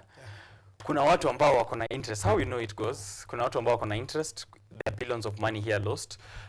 Tell the UK, bring the criminal over to face charges. But akifika JKA, we receive him, take him to a house somewhere on the hill, tell him we will open the case, drop it after 2 weeks, and then we get our cut. I could be wrong. I don't know how they know you see that I think multi-billion-dollar case. It could be a play. I think I will put a passive mean to the halls of justice. Okay. I think the halls of justice are carrying out a miscarriage of justice because the people who are supposed to be prosecuted, not those people who have been prosecuted. If you take, you have said it here, if you take someone's pen or even steal a hen, you'll be prosecuted for 7 years, very fast. But you see these huge money and huge corruption cases, they are taking a long time because even the judges themselves are in the table. And they want something out of it. Yes, because corruption is what is the food of the So are we saying in Kenya, if you want to steal, just go big? Yeah, just go big. Go big and you will be free. No one is going for you.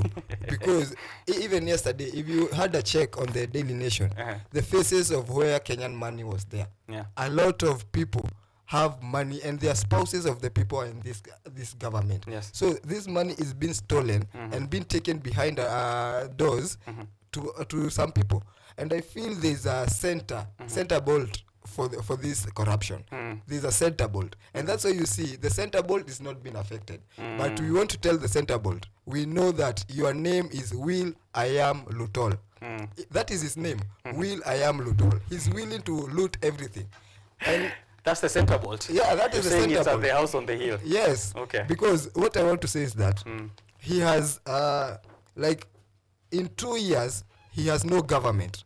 In 2 years the parliament is a house that has been its legitimacy is stolen. In 2 years he has gone rogue with his own deputy president. You see, he's the problem, because how can you fight your boss and fight your you see, you can fight your boss and then you fight your deputy. Right. Who is the problem really?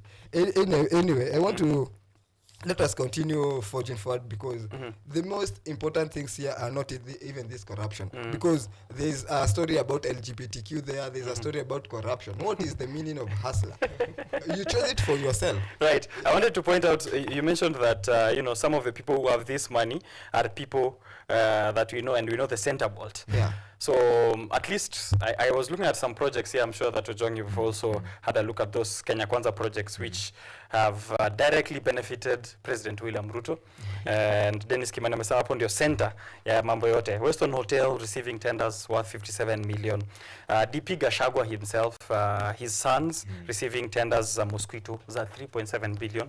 Sijui kama mmekuwa mkiona mosquito net zikidistributiwa mahali. Majority shareholder wa Amaco Insurance ni mtu ambaye ako President William Ruto's family. Ambao wana whole stake na tiwa digitization ya healthcare. Ile ambayo tulisema pia ina affect the wife of the key advisor of President William Ruto, key economic advisor David Ndii, the wife by the name of Mwende Gatabaki, ambaye bado akona a payroll limited contracted kwa hiyo 104 billion tender to digitize the healthcare system. That's why seeing a story like that is suspicious that there was even a case going on anyway, because that's a lot of money to also try and loop into that. Good. Before niingie hapo hivyo, juu tunaelekea tunarudi Pentagon 2, I would like to comment on your story, the business of extraditing people and bringing others. Yes. So munaingia vile Armenian brothers walikujaga Kenya. Hizi stories zijaanza leo. Zilianza kitambo, times za kina Yashpal Guy wakiwa Kenya. Sasa Yashpal Guy huwa anatesa in southern countries of Africa. So unachukuliwa kwenyu, unaletwa Kenya, mnafanya biz. Kama imeenda vizuri, kesi yako inaachiliwa. Kama haijaenda vizuri, unasikia umedipotiwa kwenyu. Lakini sasa hiyo ni government yenu imekuitisha na ipatie yetu pesa. Hiyo ni kitu moja. So President Ruto and what we are talking about right now. Yes. Wanataka kuunda Pentagon. But before that, huku hivi proxies wana benefit sana, as you have said. Wachana na hao. NCPB ilipeana tender za bilioni kwa madam anaitwa Marian Kaitan. Yes. Huyo alikuwa ni mtu akona kesi, saizi sijajua kama imeisha, akipeleka Mithika Linturi akusema mimi ni bibi yako Gathe. You maybe have forgotten, but I'm your wife. Yes. So akapewa hiyo tender. Inatoka na bado yeye ndiye alikuwa minister or CS for agriculture. Yeah. Agriculture ikatorora, ikadorora, ikasorora, kila kitu fertilizer ya maji hadi ikaisha, akaenda nyumbani. He's one of the people who never survived. In fact, ukiangalia watu wenye hawakusurvive kwa CS yenye ilirudi, wote wako very weak. Yes. Anza from mwenye alikuwa anasaidiwa na the CS saizi James Osaso Gamba, anaitwa kutoka kule Kisii, hakurudi. Toka CS hapo education. Sasa mwenye ametolewa hakurudi. Haya, toka hapo hivyo, angalia mwingine ambaye walianza kumuita must go from siku yenye alikula kiapo na kumincha hakuna mtu anamiss. We even don't talk about her anymore. Hakurudi. It is because of incompetency.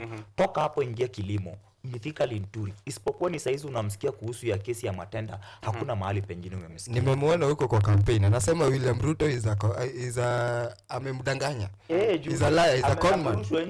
Sasa shida itaanza wisdom kuingia pale hivyo ya mtu wetu mentality ati mythical torwa juu yetu. Sasa toka hapo hivyo Moses Kuria akiwa CS wa MITI, Ministry of Investments and Trade, akaweza pia kubeba Matenda anapeleka kwake. Economic advisor yeye advise mtu siku hizi. No wonder anaendelea kunaona hivyo. Na Kenya ukiangalia, unajua wanasema sura ya Kenya ni konde. Ndio maana unaangalia hapa hivyo unaangalia ni mkonde, unaangalia Juang ni mkonde, wewe ni mkonde. Hapo nje kuna mtu anashinda akiambiwa everyday na Amerix unfat akiongea wanamwandikiaga unfat. David Ndii amekuwa mwerevu zaidi. Bibi yake mwenye alikuwa anasimama gavana Kiambu akaanguka. Mary Mwende Katabaki hata yana mabilioni. Toka hapo kuna mwingine anaitwa Nicholas Koech. Huyo sasa ni wa familia ya kina William Ruto. Huyo amebeba mabilioni 104 bilioni. Pesa za kutengeneza nini? System ya healthcare, SHIF na SHA.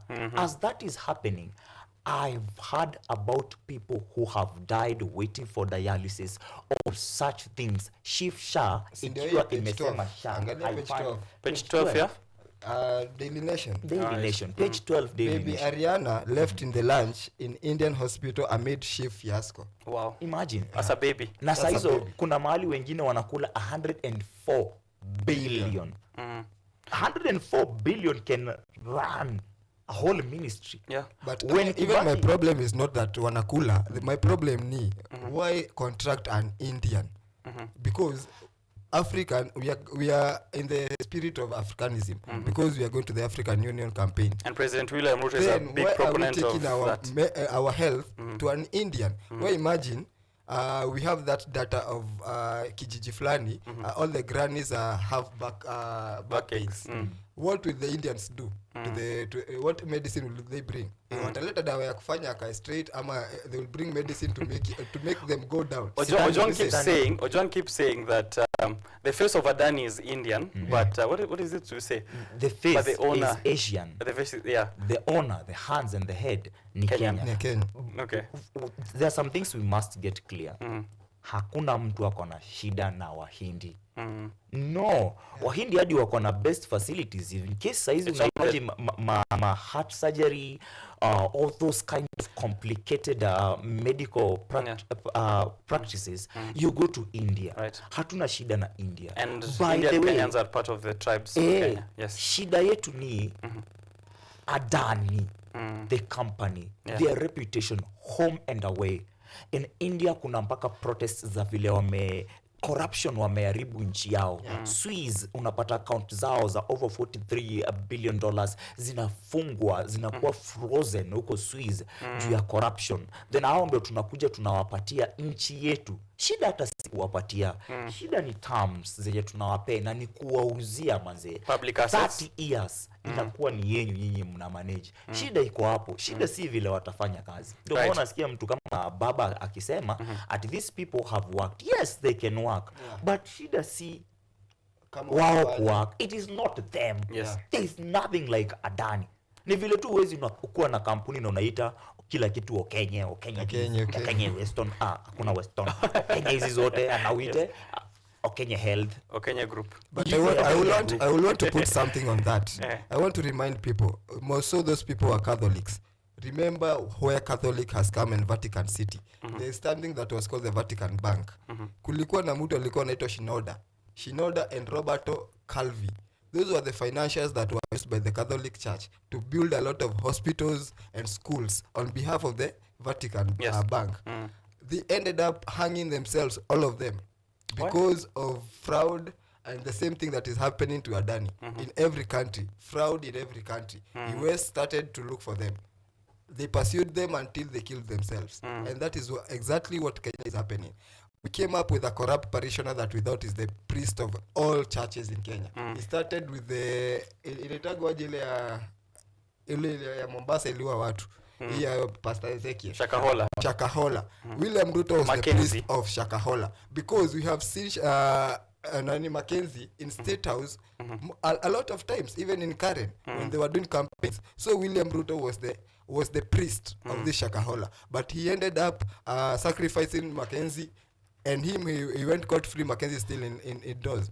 This is exactly what is going to happen. The churches is giving William Ruto all the monies, but remember, the church will go broke. People will die. People will be crucified. But William Ruto will always be court free. There are some figures there in the case that you read from the baby in India. I saw 500K and 5M and 6M. Could you read us what those figures are there in blue? What do they represent? 500K is hospital bill, and fundraiser cash is 6 million. So the bill is 500, but they're looking for 6 million to take the child to India. Wow. You see? And SHA cannot even fix that at the moment. Because the fiasco in Chief, there's still no proper mechanism for financing the healthcare. Right. Speaking of people who are in that healthcare fiasco, who was, as you said, one man umesema amekuwa akiambiwa unfat. Sisi wenye tuko kwa hii set tukikombiniwa ndio tunaweza kumfikia. Tunatokana 2021. David Ndi. Nataka kui bring up because of that. I want us to close up on the tracking, the story about police officers and telcos colluding to track us for abduction. Someone tweeted and asked David Ndi, "The last time I checked, you were abducted from a hotel in Diani, blindfolded all the way to Nairobi." I hope you guys remember that incident back in Uhuru Kenyatta's time. And he said, "I have not forgotten. I'm saying it's your turn." So this is a blatant admission that these abductions are state sanctioned. Even David D is saying, yes, he was abducted, but now Ojwang, it's your turn. Hata wewe kapitie. Mimi nilishaka pitia, sasa ni masaa yangu ya bibi kupata tenda na wewe kutrakiwa chini na ukuwe abducted. Ojwang David zenye nakubeba. Hapo page 2 Daily Nation. Ukweli. David Ndi is an honest man. Huwa haogopi. Yeye umesema vile anaiona from kitambo. That's one thing at least tunafaa to accept, tukubali. So when anawafinya ama wanawafanyia kitu mbaya, anawaambiaga. The only thing hajawaambia ni ati bibi yake kuna tenda ya 104 billion. Na niko ukimfinya sana anaweza jibu. Atasema ni my turn bado. Sisi ilikuwa watani hiyo time, tukifinywa tunawaambia tusaidieni. Sasa it's your time, hata nyinyi mfinywe. Shida ni as sisi tunafinywa hatusaidii. Yet huo wakati yeye akifinywa tulikuwa tunalia, hatulali, tuko kwa barabara na huyo bibi yake muendeka tabaki. Tukilia this government, this is I stand with Ndiri. Uhuru, Justice what if it was you, justice for Ndi. Sahi Ndi anacheka behind locked doors. As mtoto kama Ariana analia akitafuta mamilioni 6 million na wako na 500k. Hiyo ndio pesa inapewa na nini, wanahitaji more 600 million kwenda India. Kesho ataamka David Ndi awaambie, guys, listen to me, we should be honest with ourselves as a country. Let us not keep always going to India. Let us bring India to Kenya. Yes. Yes. I will make sure that it works because I have planted my wife there. Mwendeka tabaki with 104 billion to take care of the system. Guys, do you know how important the system is? Yes. My wife will take care of that.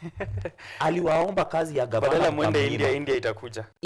But I feel that David D is not being truthful. He's trying to be arrogant and trying to, when you have money and people are even in arrogance, you see.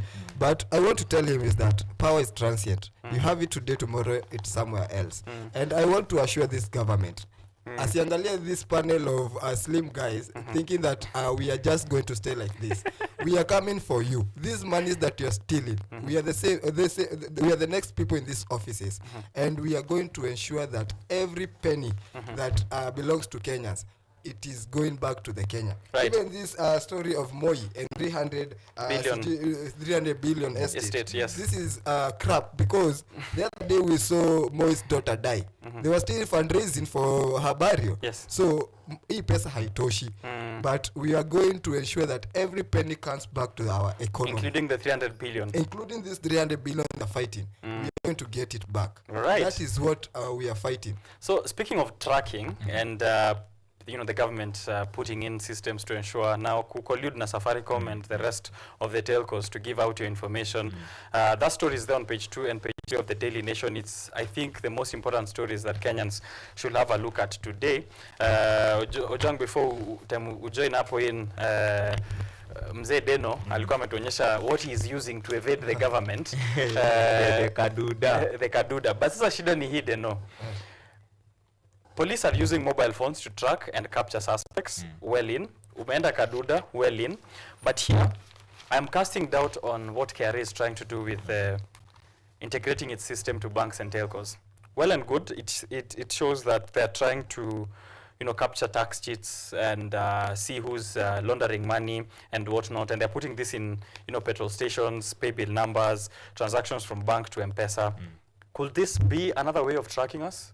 It's less about the tax and more about ensuring government, including KRA, wanajua uko wapi in case wanataka kukuja. Yeah, sure. Unafanya nini, unaifanya na pesa ngapi? Sure.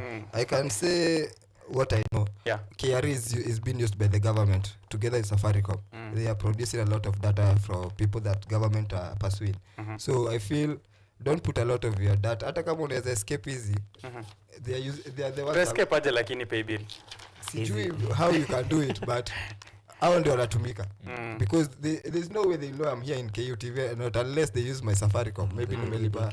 They can. You see? They can know where you are anytime. But using, bro, let me tell you one. Using unconstitutional means. Yeah. It's unconstitutional. Having NIS officers in Safaricom is unconstitutional for them just to investigate us.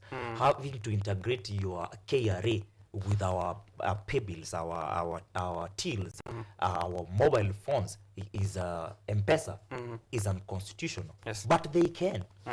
We say power is transient, but those in power at the moment still count. Sasawa. So what we can do is what Mother Karua is calling for Kenyans to do. Reject. Kwani constitution ya kazi gani? Tell them this should not be happening. Na haita happen. Lakini hii kujificha ndio haiwezekani. Ficha data wapi, ficha pesa wapi. Hakuna mahali unaweza ficha.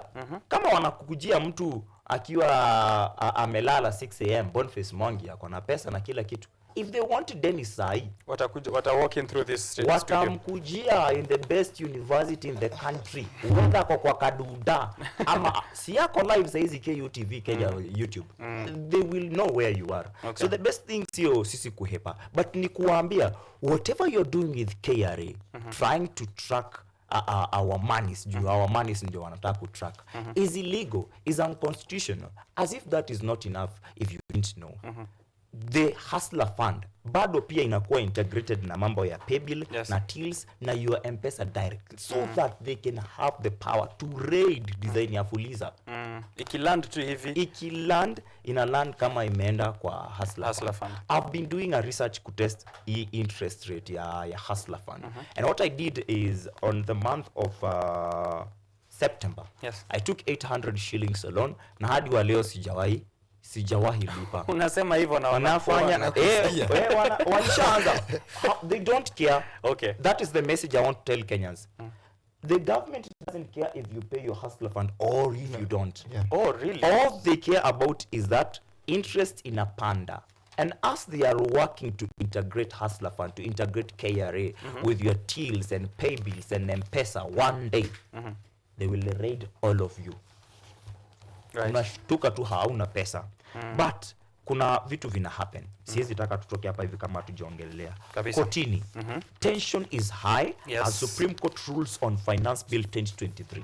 The housing tax bado ijawahi kuwa nini. Sasa hizi kuna 7 judge bench wanafaa kupeana their ruling. Leo 4 p.m. Leo 4 p.m. Bado tunataka tuingie huko mahakamani where Supreme Court battle sasa inataka kuingia as kesi ya nani inaendelea ya impeachment. Ukumbuke hiyo kesi imekuwa na mambo mengi sana. As the lawyers defending a DP1 Gachagua. Jana nilikuwa naambia watu leo tutawaelezea kuhusu DP1 na DP2. So DP1 lawyers wake wanasema that 3 judge bench ilikuwa imetengenezwa ama imetengwa na DCJ Mwilu Philomena. At night. At night. Yeah.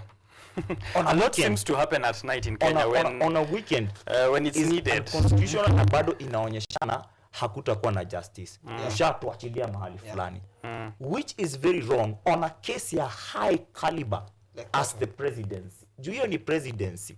And then kwa hiyo kesi ya presidency utasikia National Assembly that waliidhinisha mtu kama Kindiki akuwe DP ati juu 3 months ago ama a month ago ni 3 months ago walikuwa wamemfanyia vetting ya kiti ya CS interior na wakafurahia maeneo ya qualifications za kukua CS interior ni sawia na za kukua DP. Haiwezi.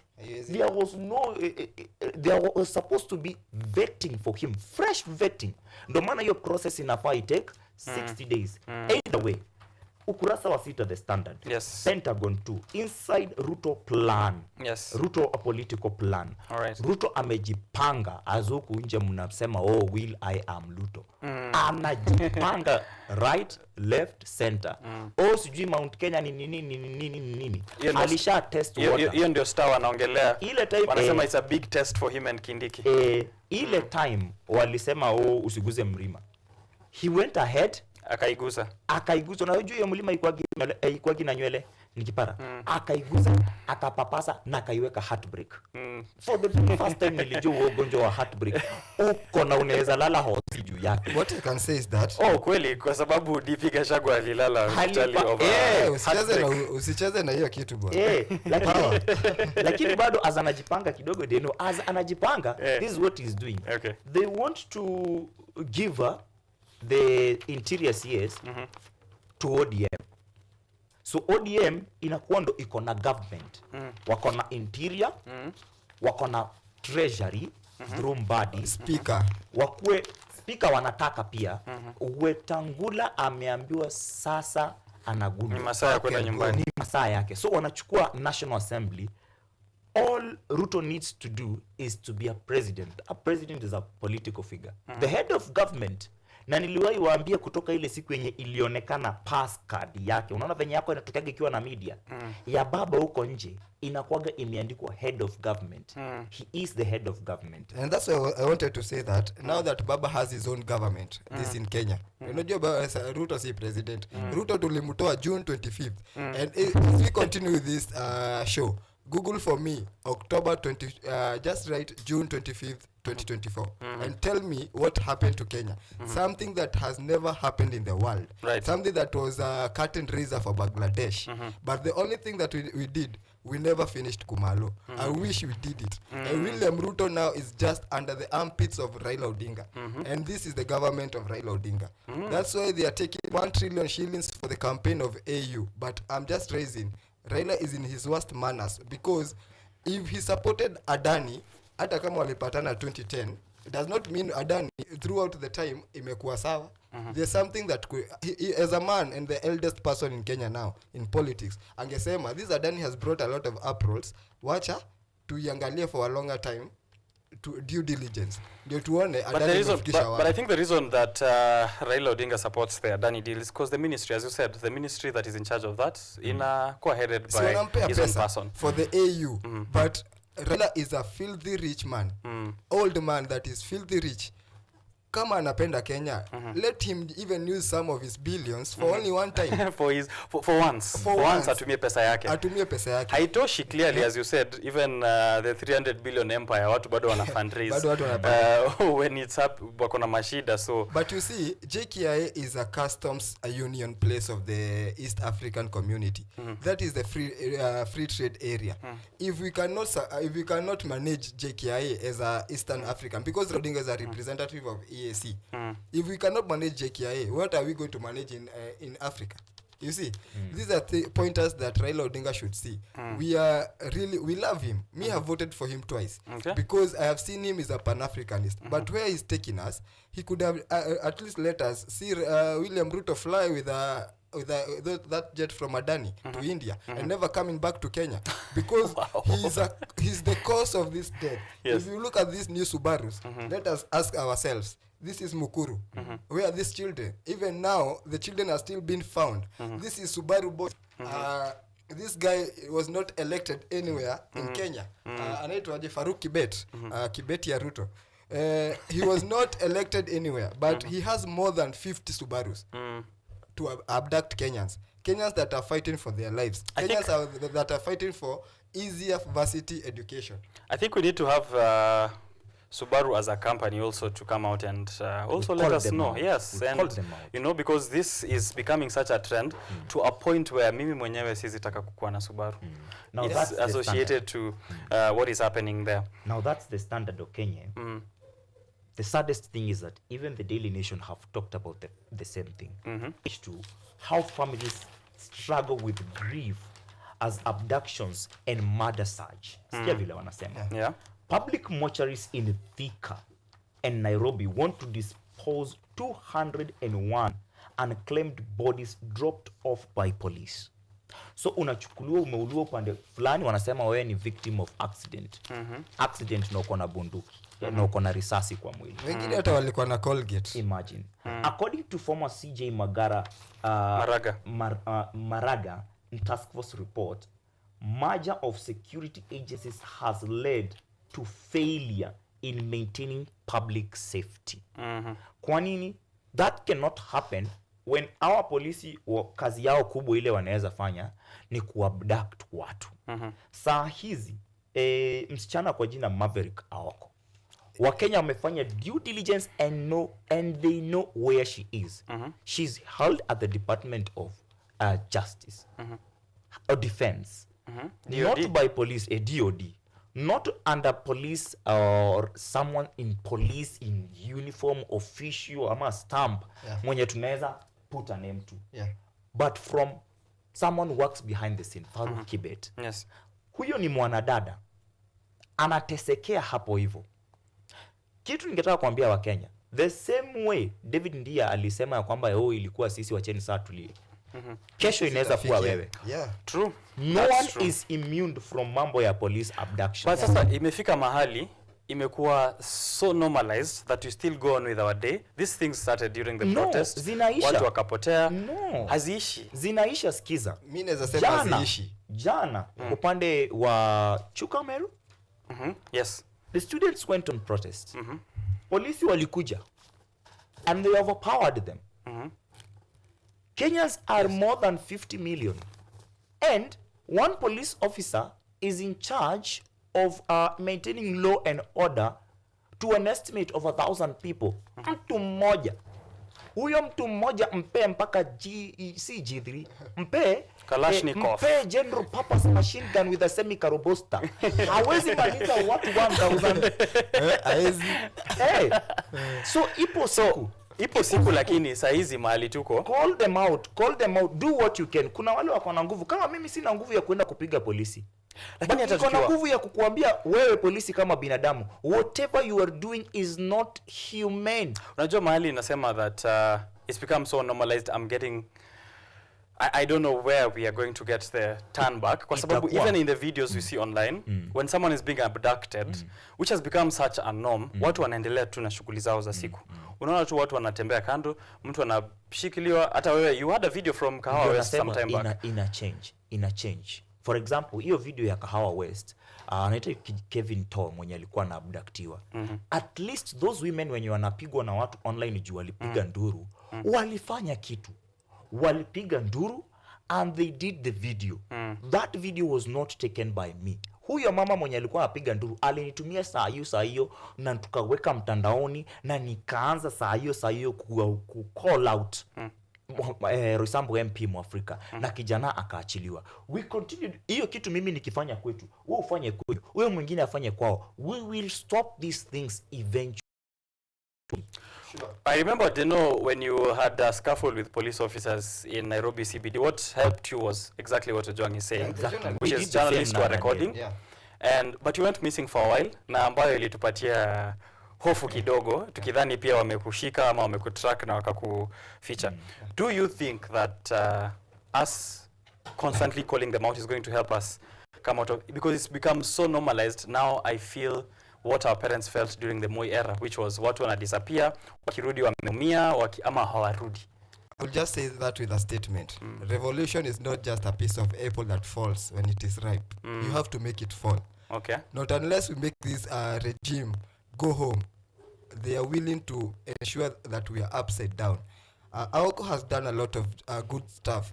Watu wengi wanadhanigi Aoko is just a running mouth, but a lot of things that she says, they are true. They are things that have evidence. If it is true they don't have evidence, Aoko will be free now. But God is paying back for us. The same way William Ruto has killed people's children through Kibet, God has taken one of his son because you have killed people who are innocent. The same way we are saying this Farouk Kibet's son is dead by suicide. You see, this is an extent of nature. As you give us bad things, God gives you bad things, because finance bill is here. We have a government that has no finance bill even for now, right? Yeah, and likely to roll back to unconstitutional. Was it a do-die something for the finance bill to pass? No, it because was not. Before the June, we went to the street to fight the finance bill. There was time that Mandamano started with 5 people. There was time for the government to rethink it. But we have a government that is a benevolent dictatorship. We never elected a dictator. If they want to be to dictate waende Uganda. Kenya, it is a democratic country that we woke up very early in the morning. Of power, we will be on his neck. He will have to pay for every damage he has done to Kenyans, for every penny he has stolen, and everything that he has ensured has hurt our people. Right, just to correct it, he's not immune to impeachment, he's immune to being charged or being arraigned in courts. So we will get him right after he has left. Si lazima ifike 2027. Si lazima. Let me tell you why si lazima. Yes. Ako tayari ako kotini. President Ruto is registered as a respondent in the impeachment case of DP Gachagua. Inaanzaga hapo. Yes.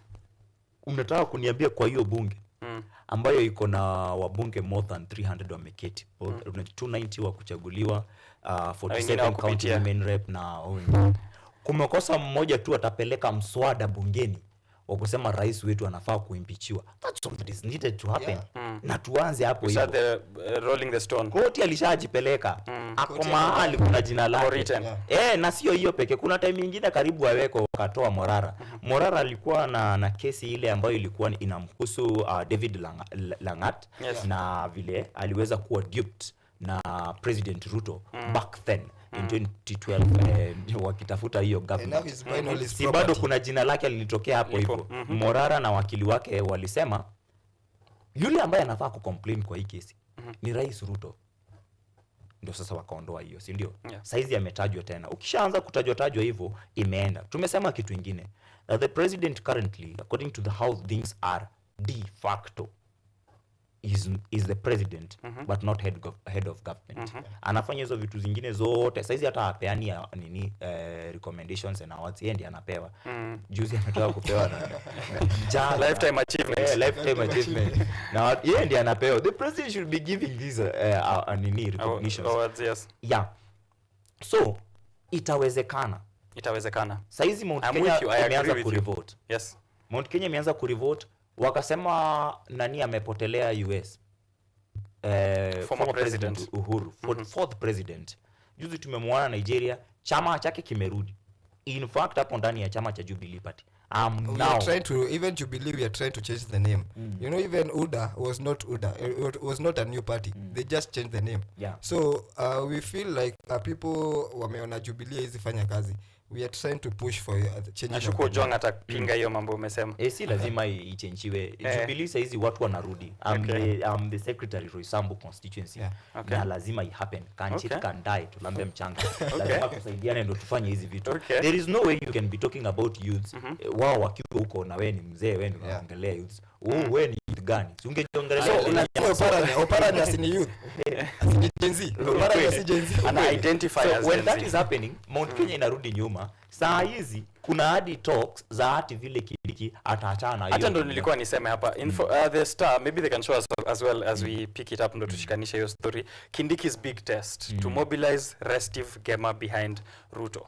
So you're saying this is a plan that is dead on arrival? Hawezi. Professor Kithure Kindiki ni mwerevu. One thing tukubaliane. Ni mwerevu ujinga ambao wakenya wanaona umefanywa juu si yeye anafanya deliberate kazi. foolishness. He is not the CS interior, he is not the DP, yeye bado ni wakili wa mtu. Hiyo ndo shida yake. My lawyer. Na ikifika hapo hivyo anaweza sema ni sawa, nikiangalia miaka yangu niko na mileage, so wacha niondokee hiyo yote. Anaweza ondokea hiyo yote kwake, bado kwao kuna waka. Kwanza kwa kina Kindiki kuna waka juu an idle mind is the devil's workshop.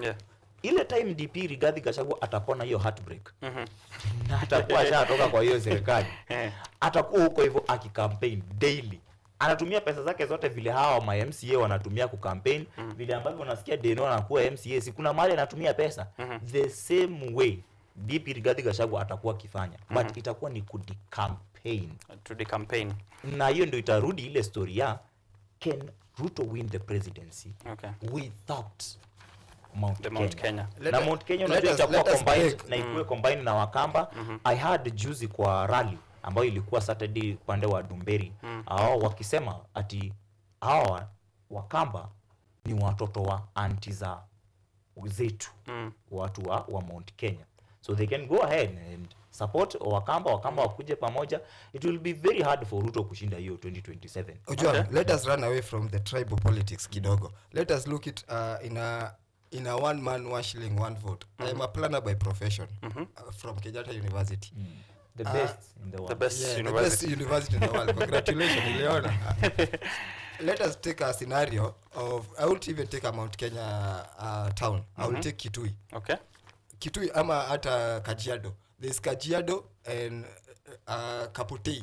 Kaputei is a center in Kajiado. And then we have Narok, Kajiado town. You want to tell me people who are in interior of Kaputei are the same population in the town? In terms of? In terms of numbers. Not the same. It's not the same. One man, one shilling, one vote. It's not a block for the Mount Kenya. I can tell you with no fear of contradiction. It is a formula to help those people, those cities that have a lot of people. What I'm saying is that you'll find a Kajiado town has a lot of people. Ukiangalisha na Kaputei. So the MP for Kajiado should not get the same amount to the person with Kaputei, because Kaputei, they don't need roads, they don't need water, they don't need electricity, traffic, lights. You see, but people who are the centers where people are many, they need this facility. And that is where we lose it, because we ensure that this one man, one shilling, one vote to leave blockage as it is a mountain thing. No, it isn't. But the man who was behind it says he akona heartbreak. So how's that going to go? He's not the one who is behind it. Actually, that's why I'm happy about his lose, because he was the first person who fought it. If you remember, in the Uhuru Kenyatta regime, Gachagua was an MP. Yes. And he was always on rallies with William Ruto fighting Uhuru Kenyatta. I even remember him telling Uhuru Kenyatta, usiniue kama baba yako venye aliua JM Karaoke. Is that a word that you can tell someone who you want to help you now? Not so really. Whatever Gachagua is going, and I am happy that he might go home anytime soon. Okay. I want to remind you, people are fearing that Kindiki must be the next deputy president, but he was the favorite. Even before they picked Gachagua. Yeah, even before they picked Gachagua. MPs had already voted for Kindiki to be the DP, right? Gachagua used his money and his Githori to ensure that Githori is Kifua. Kifua. He used his Kifua. Githori Kifua. Okay. He used his chest to ensure that he's the next deputy president. He even walked out of the meeting. And that's how he was. He became the favorite. A favorite. Okay. There was even a time in that meeting he said, then if I'm not going to be the deputy, kukuwe na deputy president wawili. Where the hell in the constitution is written? Right. So just to finalize what you were saying there, umesema political journey ya Gachagua will be... It is dead there. I have seen it there. It is going to die today. And I will be happy because it will create a loophole in the presidency of William Ruto. Okay. As John has said, William Ruto is a respondent. There's going to be a loophole for sure. Yeah, let us create that loophole. Because the only thing that Gen Zs can do, IMF is telling Kenyans, ensure that you seal the loopholes and create jobs for Gen Zs. Where are the jobs? We have no jobs. You see, that is the most evident that things we want. So, wacha Gachagua aende home so that this person can be forced to dissolve this parliament, and if he does not dissolve parliament, he's going He home has with to go his home Gachagua. himself. Yes. Okay. So let me do a wrap of some of the stories tumeangalilia, alafu ndio tuweze kupick zingine. The Daily Nation, how police use phones to track capture suspects, that's page 2 and page 3. Read for yourself vile kina Safaricom na serikali na maafisa wa polisi wanatumia information yako, data records, and then they're using that to track you and abduct you, and you will see that information. There's a Reke company officer here who's giving his quote and saying how they are using the tracking devices. It will tell you the radius of the person, and as you approach there, they have something called a sensor, which starts to beep wakiwa as close as 10 meters to you. Yani wakiwa as close as 10 meters to you, ina beep, wanajua ndio Joang Mariam Masani ya kumbeba hobela. So page 2 and page 3, read for yourself. But this is a younger generation which is very digitally savvy. You should be savvier than the police, and pia counter hizo measures. AI, tumia AI mfanya mambo yenu. Police inatumia kina Osama for 2 million. But I bet they have advanced systems. It's just that they don't. And I doubt if they are their systems to begin with, probably imported from elsewhere. We know who runs our finance bills, but that's a story for another day. Page 2 and page 3, that's why you read it. Page 4 and page 5, Moi's keen battle over 300 billion empire. I don't know what to say there. Page 8, President William Ruto says, stop propaganda. Anaambia watu wako kwa hii panel. Wacheni propaganda. Anaambia government critics, stop propaganda. Fake news and propaganda na kumuita Zakayo hazitamstop from what he's planning. So read for yourself on page 8 there. That's the Daily Nation. The Business Daily, we had a look at KRA, which has already started integrating their system with telcos and banks. So pia mwangalie mambo yenu. And then the Star is Kindiki's big test, whether he will be able to mobilize the Mount Kenya region behind Ruto. He will not. There's a wave. Wanasema he will not. Unajua, tunafunga zaidi. Kindiki will not. Hiyo ni one thing I can tell you for a fact. Kitu cha pili, Kenyans should now shun and stop mambo ya kulilia mtu wetu. Upuzi. After 25th June, it was clear that the parliament is not parliament. Ishachomeka. It has no legitimacy. It's a machinery, si ndio inatumika. And it was clear that we want to clean that system. Na ikiwezekana hata government ikuwe ingine. Mungu anatusaidia sisi kama Wakenya, anatuondolea Rigathi through wao ndo wanaondoa mmoja. Then mnaanza kusema hapana, huyo asijui asitolewe, huyo ni wetu. Kwani amekuwa mzuri leo. During the protests and demonstrations of Finance Act 2023, he said nothing. That he did not say nothing. Listen, that brought forth the housing tax yenye leo itakuwa inapeano ruling on. Alikuwa anaamka mapema. He was the CS by deja. Unaona venye sasa Kindiki ndo by de facto yeye ndio nini DP. Huo wakati hatuko hata tunasikia Kindiki. DP Rigathi Gachagua ndo alikuwaga anaamka 6 am na anatupostia X au Twitter. Niko mtaa kujeni. It's 5 am. Wakati huo bado ndo alikuwa anasema nimeweka mitego ya panya kila sekta ya hii State House. Kwanza hata manze anaweka traps kila mahali. Yeye ni wa kwanza. Unapaswa kuambia Mungu asante. The prayer should be so pambane na hiyo heartbreak yake huko. Si ndio? Haituhusu. Okay. Unafaa kujali. Hii shift na sha system itawork lini? NHIF.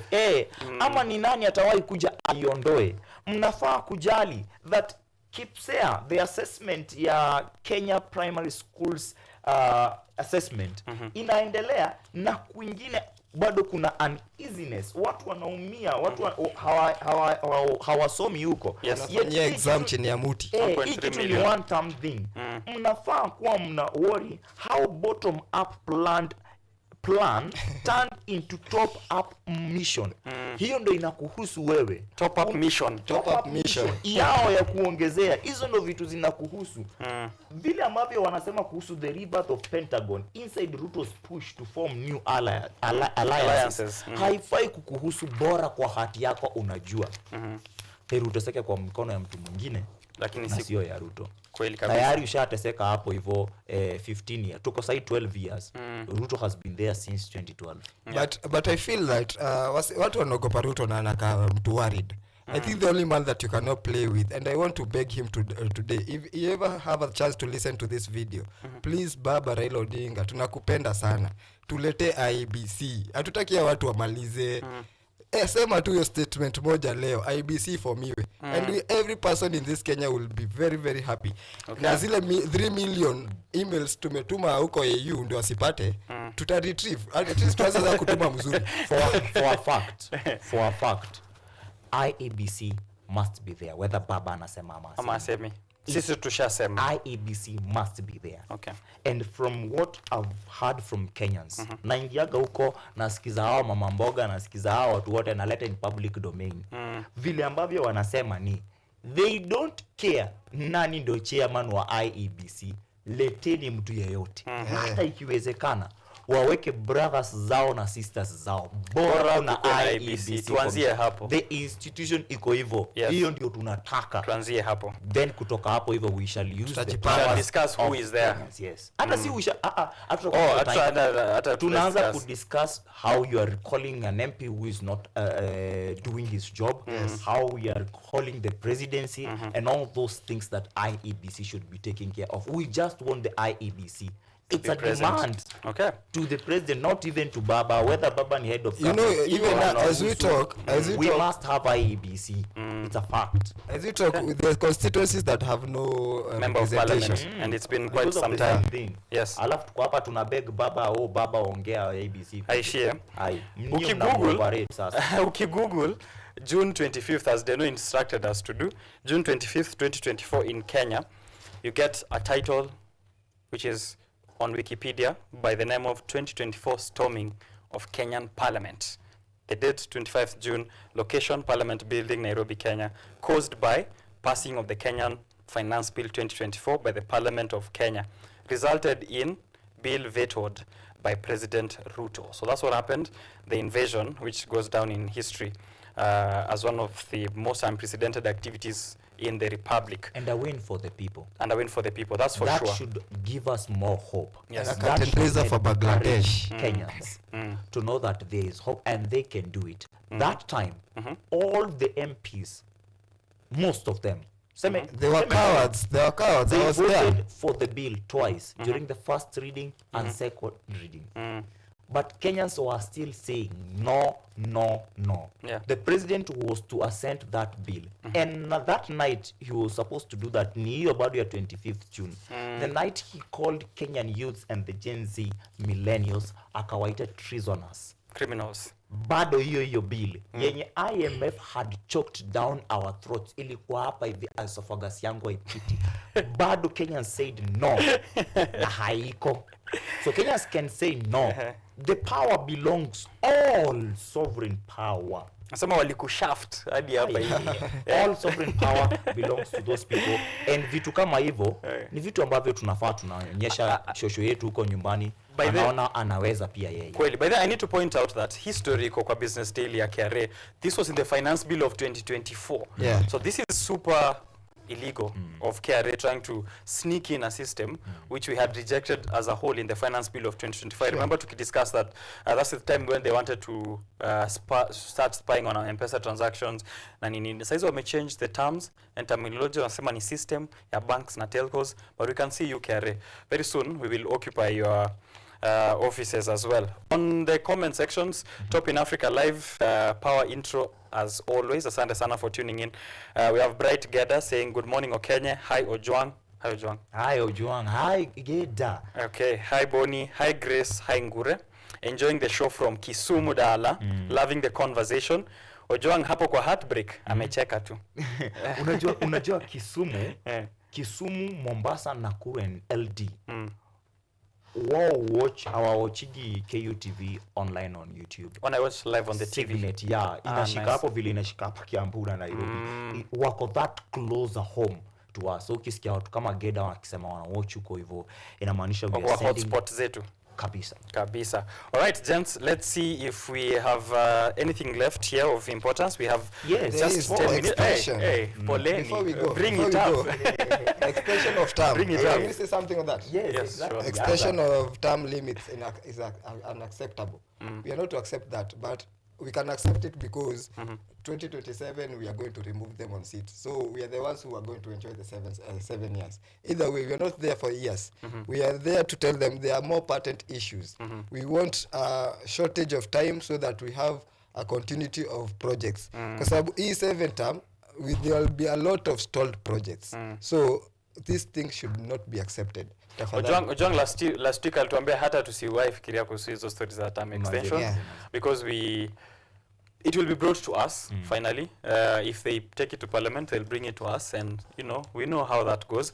However, there's a problem because we have no IEBC to register new voters, to register new people to ensure that the vote is done, and I'm sure that is still in their game plan.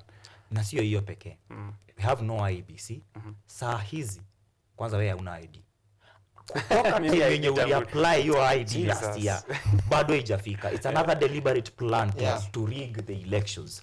Don't give these youth their ID. Na ikipotea imepotea na hauwezi vote bila. Another thing, watafutie kazi huko Qatar. Wacha waende wakateseke huko.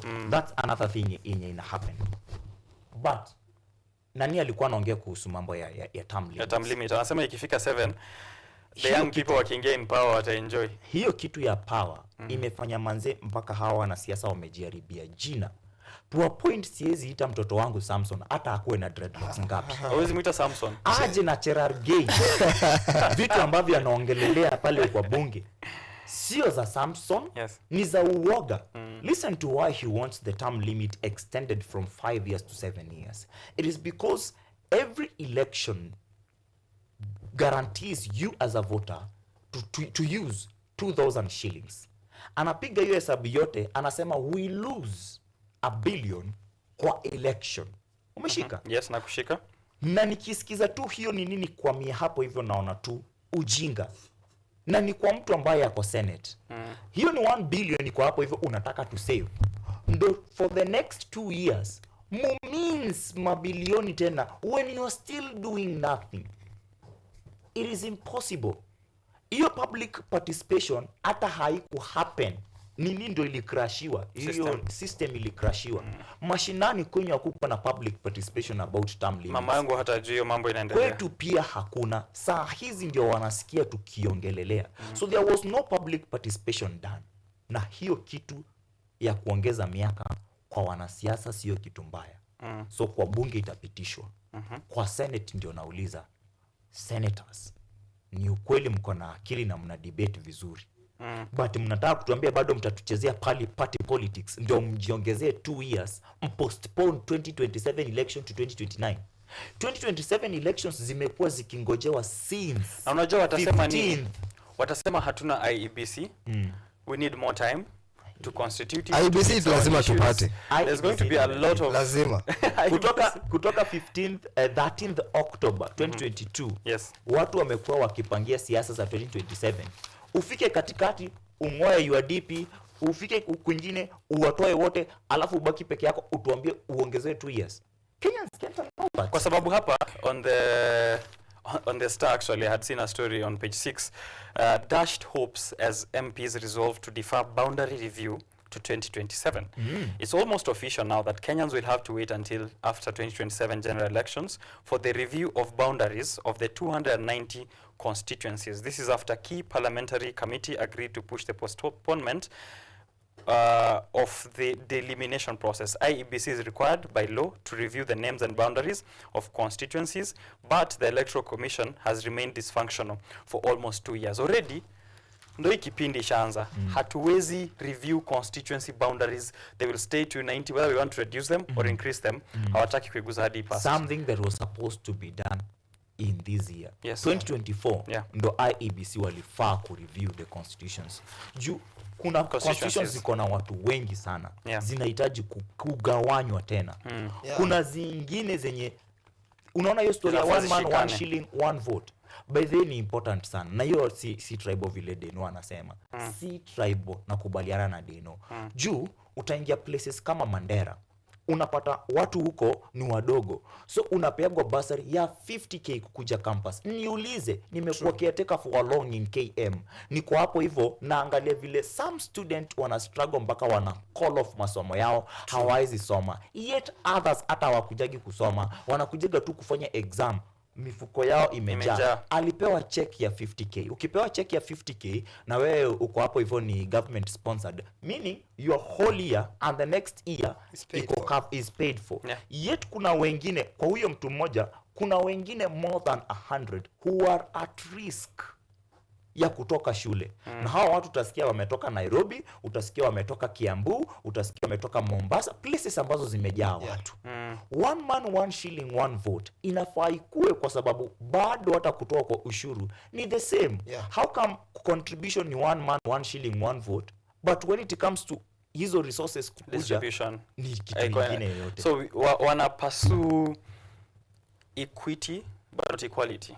Exactly. Or yes, wana pursue equality. Wana pursue equality and not equity. The other way around. Wanasema ni mashamba. They look at the size of the tract of land. Unaweza kuwa na shamba kubwa iko na nyumba moja.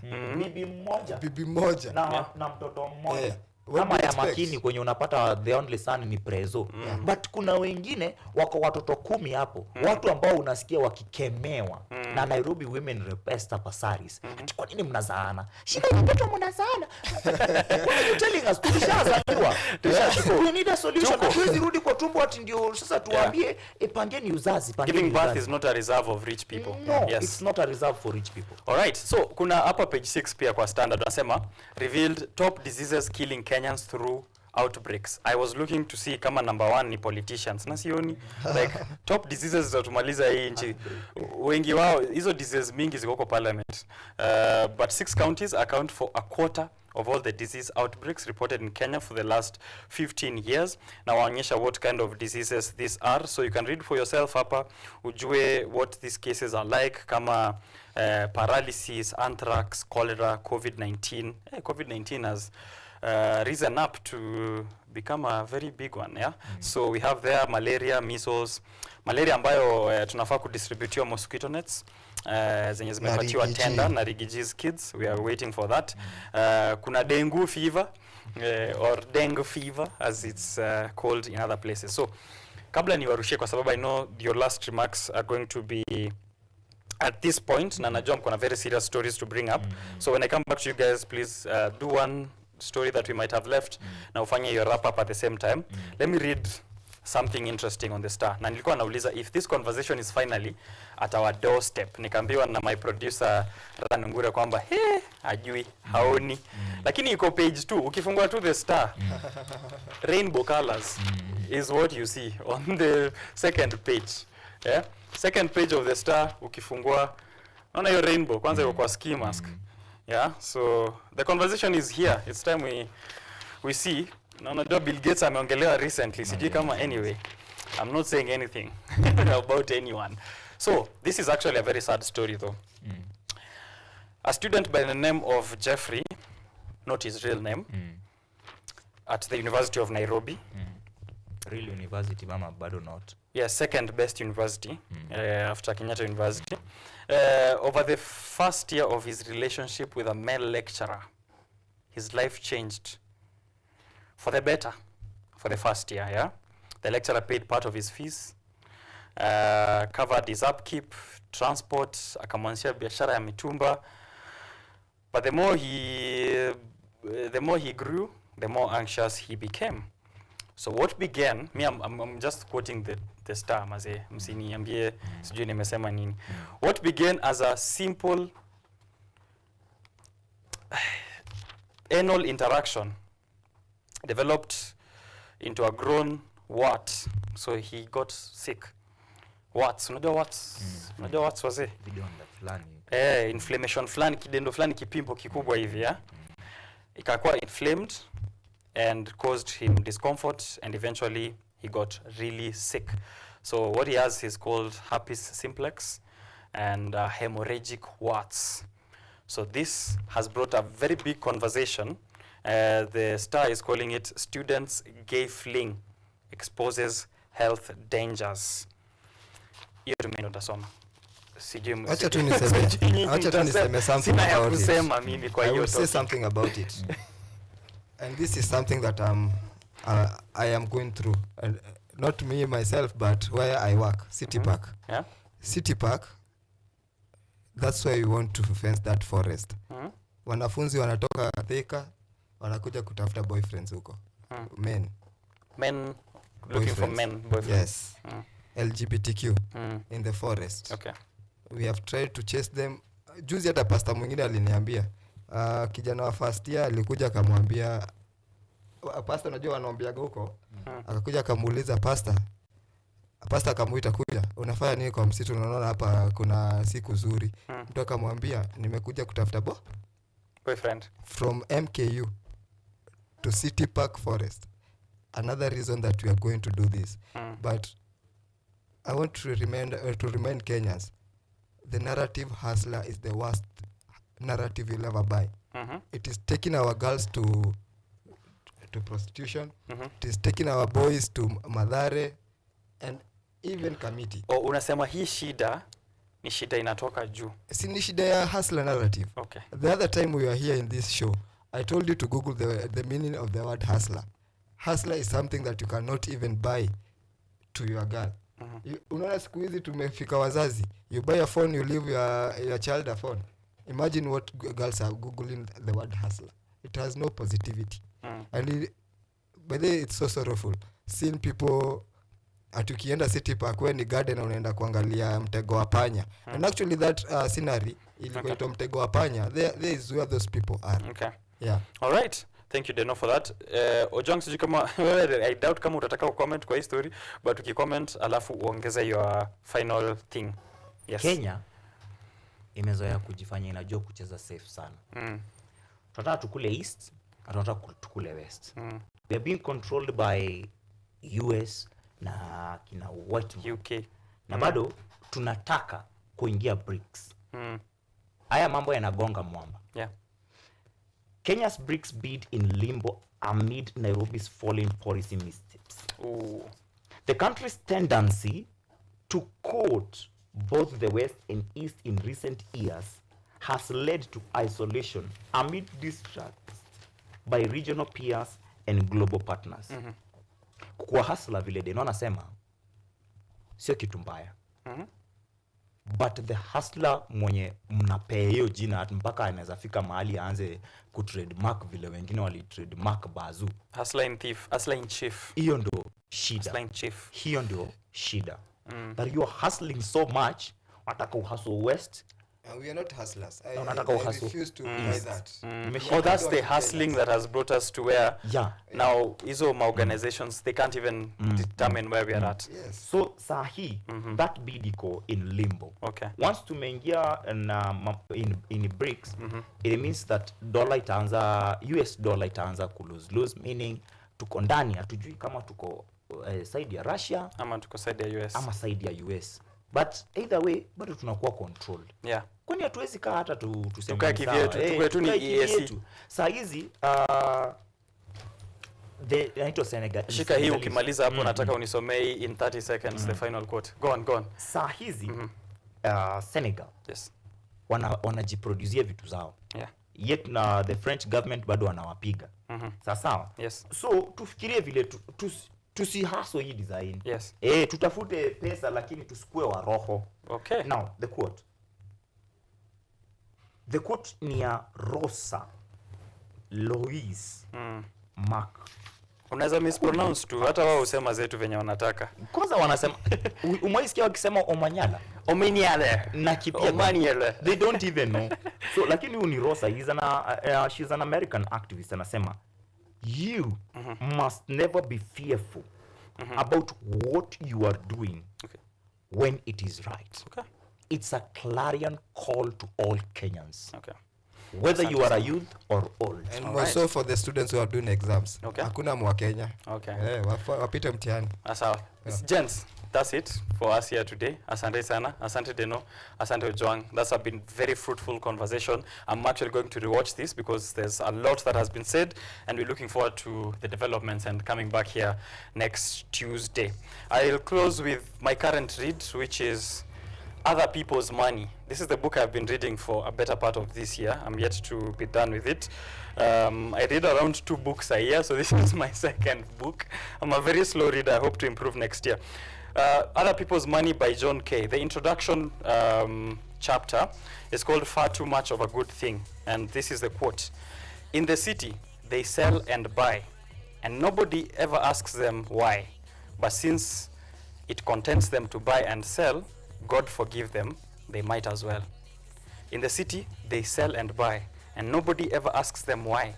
But since it contents them to buy and sell, God forgive them, they might as well. I want you to replace the city with, in Kenya Kwanza, they sell and buy, and nobody ever asks them why. But since it contents them to buy and sell, God forgive them, they might as well. This has been Biashara Tuesday. My name is Richard OKENYE. I'm glad you are able to join us.